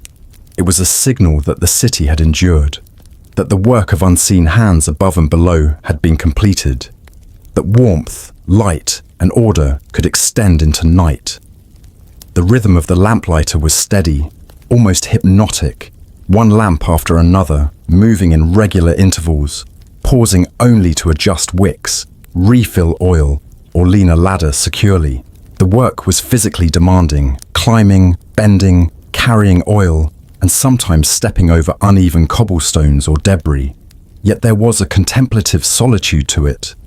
Unlike dustmen or tosher men, whose labor was tactile, grimy, and confrontational, the lamplighter engaged in a quiet choreography, moving deliberately, marking each illuminated street as a victory over encroaching darkness. Some lamplighters formed routes spanning miles, their patterns repeated nightly with precision. They memorized not just the location of lamps, but the peculiarities of each post. Some chimneys vented smoke that interfered with flame. Some gutters leaked onto the base of posts, and some lamps were exposed to gusting wind that demanded careful attention. These small details distinguished the expert from the novice. The lamplighter's knowledge, like that of chimney boys, tosher men, and dustmen, was tacit, learned through repetition and survival, guiding the city in ways invisible to its residents. The dangers, though subtle, were real. Uneven streets, slick with rain or refuse, threatened falls. Ladders could slip, wicks could ignite hands, and oil could spill, staining garments and causing burns. Occasionally, night wanderers, thieves, or animals startled by light added sudden risk. And all this occurred in semi-isolation. The lamplighter often worked alone, responsible for miles of streets, for ensuring that darkness did not claim spaces it should not. Mist or fog made the work even more challenging, reducing visibility and testing both judgment and courage. Yet there was artistry in the work. Each lamp lit was a deliberate act of creation, a small sun ignited for a city in miniature. The flicker of flame reflected off windows, puddles, and cobblestones, painting shadows that danced along brick facades. Patterns emerged as streets brightened sequentially, illuminating paths for the living and signaling to the weary that warmth, safety, and human attention persisted.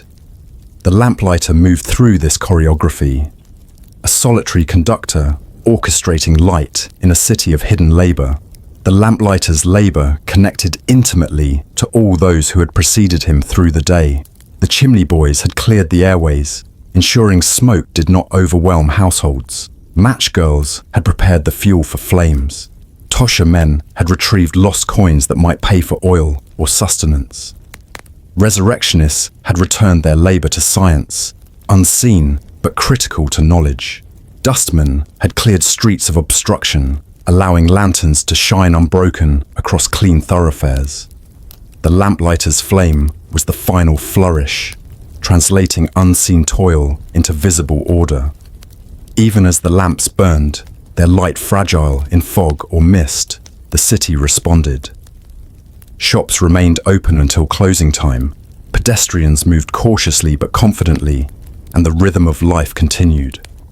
The lamplighter paused occasionally, hands blackened with soot or oil, breath rising in misty clouds, eyes reflecting the glow of flame against the darkening streets. Each act of ignition was a small assertion against entropy, darkness, and neglect. As the night deepened, the last lamps came alive. The lamplighter paused at the final post, adjusted the wick, and let the flame settle, a signal that the day's cycle of labor had reached completion. Streets, previously dominated by the hidden labor of dust, soot, water, and soil, now glowed gently, revealing surfaces cleansed, paths navigable, and the city alive beneath the glow of oil and human diligence. The lamplighter, body weary, hands marked by the day's work could step back and observe the effect. A city illuminated, structured and persistent, each lamp a testament to the unseen trades that had sustained it. Then the final bell of the lamplighter's night rang, marking the end of his journey, the completion of another cycle of unseen labor made manifest in light. With the streets illuminated, warmth sustained, refuse managed, flues cleared, bodies and coins accounted for, and knowledge preserved, London could rest, at least in appearance, ignorant of the intricate ballet of trades and unusual professions that had sustained it. The lamplighter retreated quietly to lodging, tools cleaned, ladders secured, mind already anticipating the next evening's ritual. Above him, windows glowed with candlelight or gas, the city breathing gently, unaware of the labor that underpinned every comfortable moment. He rested alongside chimney boys, match girls, tosha men, resurrectionists, and dustmen, each contributing in hidden, essential ways, their efforts converging at the threshold of night, culminating in the soft, steady glow of flame across cobblestone streets. And in this quiet reflection, London seemed eternal, the streets ordered, the lights steady, the labor invisible yet undeniable, a testament to a city built not merely on bricks and mortar, but on hands willing to inhabit the unusual, the unseen, and the perilous. The lamplighter, the last witness of the day's toil, became the quiet sentinel of continuity, illuminating the city while connecting the extraordinary hidden labor of its unusual trades into a single, persistent pulse of survival, warmth, and light. And so, our walk through the quiet streets of this strange, forgotten city comes to a gentle pause. We've wandered alongside lamplighters, children with torches, chimney boys scaling soot-darkened flues, match girls tending fragile flames, dustmen wading through the remnants of a city's day, and the unseen hands of those who ventured into shadows others would never consider. Each life, small and often overlooked, carried a rhythm all its own, a rhythm of labor, endurance, and quiet survival. Think of the streets we've walked together tonight, the flicker of a gas lamp, the scrape of a broom, the faint hiss of oil in a lamp, the soft patter of boots across cobblestones. These were the sounds of a city alive in its most secret hours, of people whose work rarely earned applause, but without whom the city would have faltered. Perhaps now, in the stillness after our journey, you can hear those sounds too, the whisper of the past beneath your own breath. What struck you most as we moved through these quiet corners? Was it the children guiding strangers through foggy alleys, the men crawling through muck and refuse, hands blackened with survival, or the lamplighters who held the fragile glow of the city's nights in their careful hands? Leave a note in the comments. Tell me what felt most strange, most poignant, or most unexpected. Let's uncover together which of these forgotten lives resonated and which made you pause, just as they paused the rhythm of the city they inhabited. And if tonight's walk through these hidden streets and unusual trades stirred something in you, curiosity, wonder, or a quiet sense of history's depth, take a moment to subscribe. Click the bell so these overlooked rhythms, these forgotten hands, these stories of quiet labor can continue drifting into the minds of those who need them most. Together, we'll wander further into the corners of the past that rarely speak, letting their voices echo softly in the spaces between sleep and waking. So, rest now. Let your mind trace the glow of a gas lamp, the patter of boots on cobblestones, and the steady, unseen heartbeat of a city alive with labor, shadow, and endurance. And remember, every small task, every overlooked hand, every silent night carries a story waiting to be noticed.